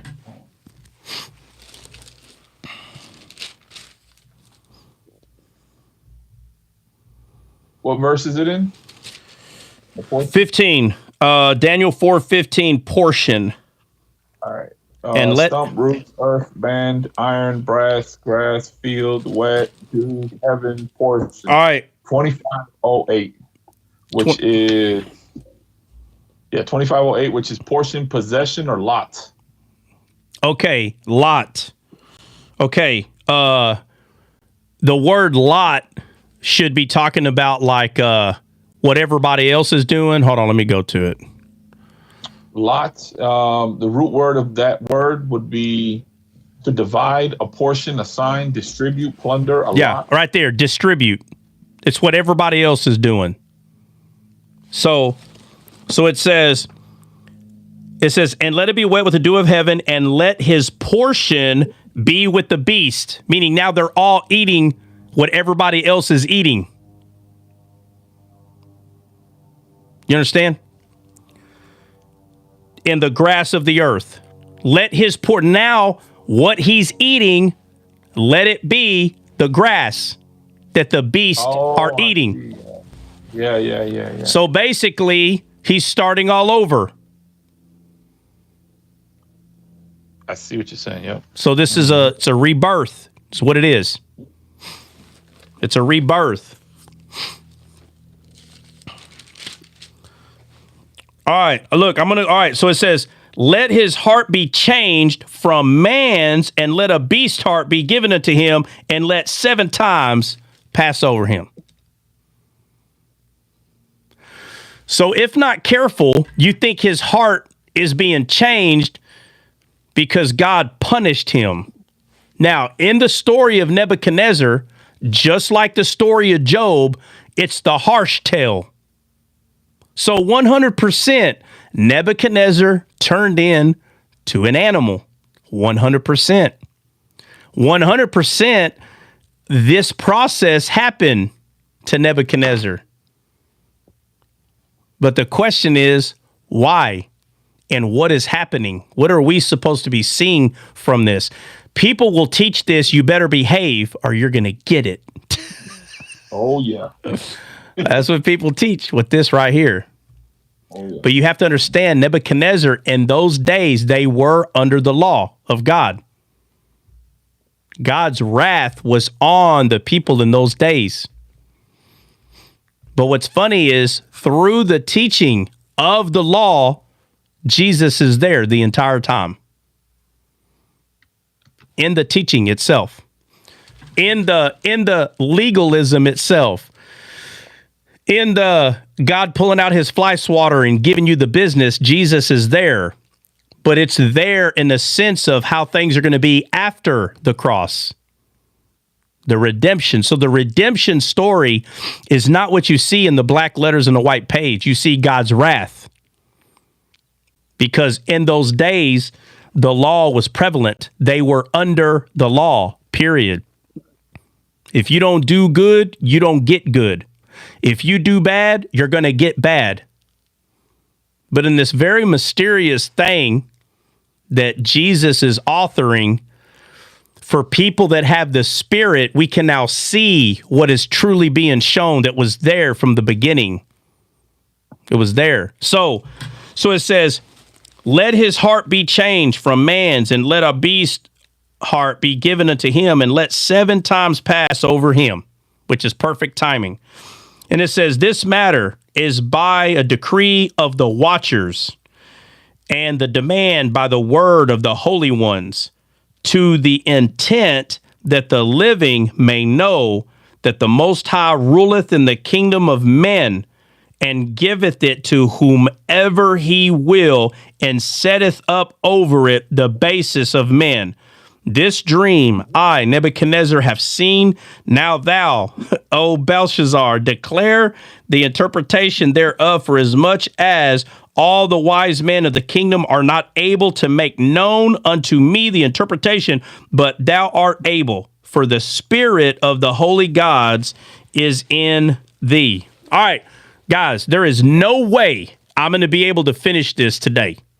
But I will say this, the second part, which is Daniel 4:19 to 37. I've actually went over that, not in depth, but semi-depth, okay? But we're going to finish 19 through 37 tomorrow because it's already 1:30, and I got way too much to do today. Like, way too much. Oh, come on. Yeah, I know it. I wish I could put all of it on there, but I wish I could put, like I said, I wish I could put all of it on there, but there's no way. It's going to take another couple of hours to go through the other part, and I can't be on here to freaking 4 or 5 No, o'clock. I think it's good. I think it's good because it leaves a cliffhanger. You got to come back tomorrow. You got to finish it tomorrow. I have a lot of good notes. I'll upload these onto the Discord. All the notes that I have. Maybe if you guys pay me jizya, I'll put it up there. And I have a bunch of notes because I did want to take really solid notes this time on this because I know we went over it once. Yeah, but I definitely want to take. Really, well, really good I notes. haven't. I never went over the first part. Well, hold on. No, you didn't. I probably have. Well, let me say it this way. I probably have before, but it's been a while. It's probably been, I don't know, 2 years probably since I went over the first. I don't remember doing it in such a long time. So. Yeah, no, we definitely didn't go over the first half. I know for a fact we went over the second half, though. Yeah. So I'm just going to title this Nebuchadnezzar 1, Nebuchadnezzar part 2. 1. Yeah, so there'll be a part 1 and a part 2. But has anybody got anything before we hop off? Because I'm serious. I got to go. You could put Daniel chapter 4, part 1. Do what? You could put that Daniel chapter 4, part 1. Well, it's about Nebuchadnezzar. So I want to put Nebuchadnezzar part 1. Okay. Nebuchadnezzar part 2. Like, I want to do it that way. Like, not just the book of Daniel, because the book of Daniel is big. Yeah, and plus, Nebuchadnezzar, like, from death to life or whatever. I don't know. I'm just going to do Nebuchadnezzar 1, Nebuchadnezzar 2. Well, I got some questions, but I'll ask them tomorrow. Yeah. What'd you say, Gene? How's this mic sound? What, CJ? You sound like you're in a refrigerator, bro. A fridge? Hold on. Yeah, it's like. Hold on. CJ, just talk. Say something. I said, how does this mic sound? Okay, it does. Sound good? It does sound better than the last whatever you had going on. Turn your volume down on your mic, bro, because we can pick up like the background noise, like your refrigerator fan. Oh yeah, so So CJ, is there something around you that's on, like a fan or? Yeah. What is it? And the fan. Yeah, we can hear it. Okay, now talk. All right, there you go. That's way better. Better? Very way clear. better. Yeah, Listen, very when good. you're using a mic like that, bro, there can be no noise. Nothing. It's gonna pick it up. Yeah, but I will say this: that mic way better than whatever the heck else you had going on before. I don't know what it was or what. It was or you got the same mic but a different. I don't know. Last time it was bad. So whatever system setup. Yeah, this setup is way better. I don't hear no static or nothing, but that fan was killing it. But yeah. So that's way better. Gene, that was a really awesome teaching today. Be blessed. Yeah, absolutely, dude. Let's see. Does anybody? Let's see. Anybody got anything before we go? Anybody? Going once, going twice. Say it now. Have a great day. Have a great day. It was a great teaching, and we'll see you tomorrow. Absolutely. Hey, can y'all hear me? Listen, real quick. This shouldn't have to be said, but I'm telling y'all, don't engage with the trolls, if y'all know what I mean. You can do whatever you want. You're a grown person, but I'm telling you right now, you're better off just ignoring all nonsense. Forward. Yeah. So anybody, hey, I know Jen was up here. She wanted to say something. Hopefully she's still in here. Jen, if you know, and to be honest, like, I hate, it's crazy, but you know, me and Dre, we are friends with Kapora, but he could troll. That's like one of the things that he does. I don't know why he likes to do that, but we don't do that on this live. So, you know, when I was telling Jen, like, guys, I know not both Jens, Jen and Jennifer, like, I know exactly why y'all want to say what you want to say, but you have to understand when someone is trolling, that's what they want. That's why Kapora said, guys, come on. He wants the He wants the argument. That's what he wants, and we don't do that here. And the only reason that I even allowed him to even do that longer than 30 seconds is because I kept giving him a chance to stop doing it, but he didn't. He didn't want to stop. I know what you mean. Don't feed them, but sometimes you get caught up. But yeah. So what I was trying to do is I wanted there to be for sure unrefutable evidence that I answered what he asked. I think everybody here could agree. Now, if there's some people who say, well, I don't feel like, I don't know what else to tell you. I answered it very clear, very black and white. So I just want, because you may hear him saying, I asked him a question he never answered. Listen, the way you heard me answer it here, I answered it over there, but they didn't want to hear it. So while you're trying to answer one of their questions, they just keep ping-ponging off each other and interrupting you. Like they don't want you to answer, but you have to know when people are trolling you. So I already knew he was trolling. I knew he was going to troll when I brought him up, but I was hoping that he would be able to not like maybe stop himself. So I gave him the benefit of the doubt, but he couldn't behave. So we had to send him to Zoom land. So, but again, it's nothing personal, but we just don't do that here. What's up, Bill? Yeah, no, Dre summed it up. Also, they love, he's good at it. Clip, snip, and paste. In other words, he loves the little videos and making things. Oh, so when he comes up to troll, he's coming to probably get a clip. Of course. Context clip. Yeah, don't fall into it. Yeah. So, guys, if you listen, be smart because he likes to make clip videos. So just know that when he does make a video, it would probably be best for you just to swipe. I wouldn't make a comment. I wouldn't like it or dislike it or whatever. Or if someone makes a comment, don't go in there and go against the comment. Jordan, if you're listening, Lord have mercy, the dude. Jordan can't wait to argue about something regarding clips and all that. Guys, please do me a favor and let it go, because all you're doing is you're pushing that video out there. Okay? Anytime you make a comment, don't share it. For God's sakes, don't share it to, I'm just going to use the people that's up here. Like Nina. If Nina gets it, let me see, Kelly's here. Don't send it to Kelly and be like, oh my God, look what Kapora did. If you share it, you're going to push it further for more people to see it. So don't share it. Don't like it. As soon as listen, have your laugh with it, because I ain't going to lie, Kapora does make some funny ones. Have your laugh with it like, oh God, that was hilarious. But if you have the person's phone number, send them a text message. All right? A matter of fact, don't do that, because they're going to go looking for it. So, Hey, let him be a free billboard, man. That's cool. More people can come in, be interested, and see what the heck he's talking about and be saved. Yeah, well, again, I don't want someone to think that I'm telling you. Do what? What? I told you, all he's doing is promoting us. All right, you know what? Never mind. Hey, never mind, guys. Okay, fine. Just, send it to everybody. Have fun with it, whatever. All I'm saying is, okay, I think the point that I'm making is don't fall into the trap and get mad and start arguing.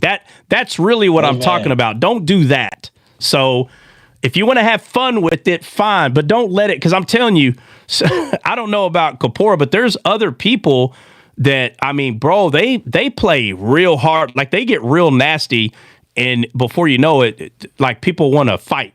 Like, so don't fall into it. Don't fall into the trap. I'm telling you right now, if you think that the comment you're going to make is, they're going to respond. They are going to respond. So if you're like, wow, that's funny, they're going to say it's not funny because you got trees and you worship a tree. I'm sitting there telling you, they're going to come for you. They're trying to get you in your belly. So if they're saying it on purpose. Don't be dumb. Don't fall for it. Just, if they respond ugly, send a thumbs up and leave it alone. Okay. But I'm sitting there telling you that's what they do. All my headaches last year was because of those lives. Yeah, like if you were to time it, he was probably up here, I don't know, 5 minutes or less. No, I did not notice, guys. I did not just let this continue. You cannot do that. Give them a chance to to behave. Give them a chance to like stop the nonsense. And if they continue and they say, oh, you're going to be rude to me, they're trying to manipulate you, saying, well, you're being rude, meaning if you drop them, you're being rude. No, at that point, you need to drop them because now they're 100% just trolling. They're just trolling you. So, but anyway, guys, anybody got anything else before we hop off? Yeah, I wanted a joke. Oh, funny. Trout, did you notice that with the league, now we're in League C5? We moved up from C1 to C5? Yeah, I did not. Matter of fact, I did not notice that until literally you brought it up. Let me see if I can get this thing to. Why can I not get this thing to? So between the gifts and the tapping and the sharing. Yeah. Yeah, no, it is. It is. So, you know, I can't tell you which one does more, but they both, all of them matter. The tapping, the gifts, and the cool thing is, hold on a second.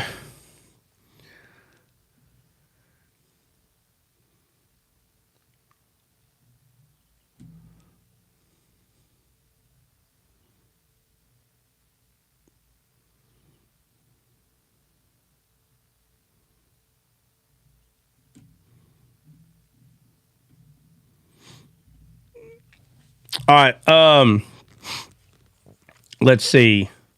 Oh, Dre, those things, bro. Those are excuses to do something ugly. That's there is no excuse. They're just trying to get content to do it. So, yeah, 100%. So it's I mean, you know, it ain't gonna make us never mind. No, of course not. Of course not. I'm just saying, you know, when people say things like, you know, this is bullcrap, you know, you just wait. No, he was already going to make a video. He just came up to get content. That's it.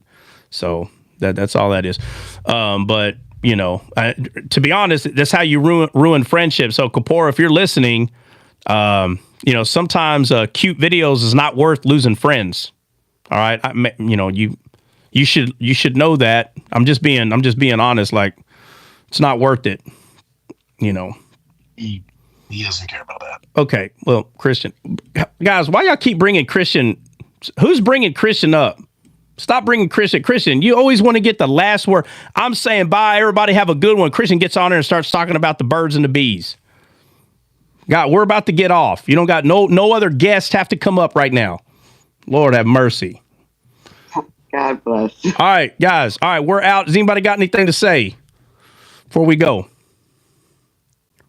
And Christian, don't be surprised if you get a video made specifically with you in it. I see that coming from them. I'm just letting you know. You had a joke. Well, you should have just said your joke. Too late. Bring your joke tomorrow. I see a video being made with Christian and, hey, Christian, look, they bully you. You should come hang out with us. Oh, I see it already. Wait for that one to come out. All right, guys, we will see y'all. Hey, tomorrow we're going to finish Nebuchadnezzar. And we are not responding to any videos they make if it gets too crazy, guys. If you want to have fun with it, go ahead. But I'm telling you, some of these people, they get nasty on purpose. So, no, they have no love for you. Bottom line. They don't. They're not going to be nice. That's why I'm telling you, it'd be best for you to leave it alone. They're not going to be nice. It won't stop. You think it's going to stop. It won't. They'll continue. So the more you feed into it, they'll be at your front door of your house video and you being mad at them. So, yeah, at your own risk. All right. Okay, well, I got that straightened out. Okay, guys, we're going to finish Nebuchadnezzar. We'll do part 2 tomorrow, and we'll see you in the morning. God bless. God bless.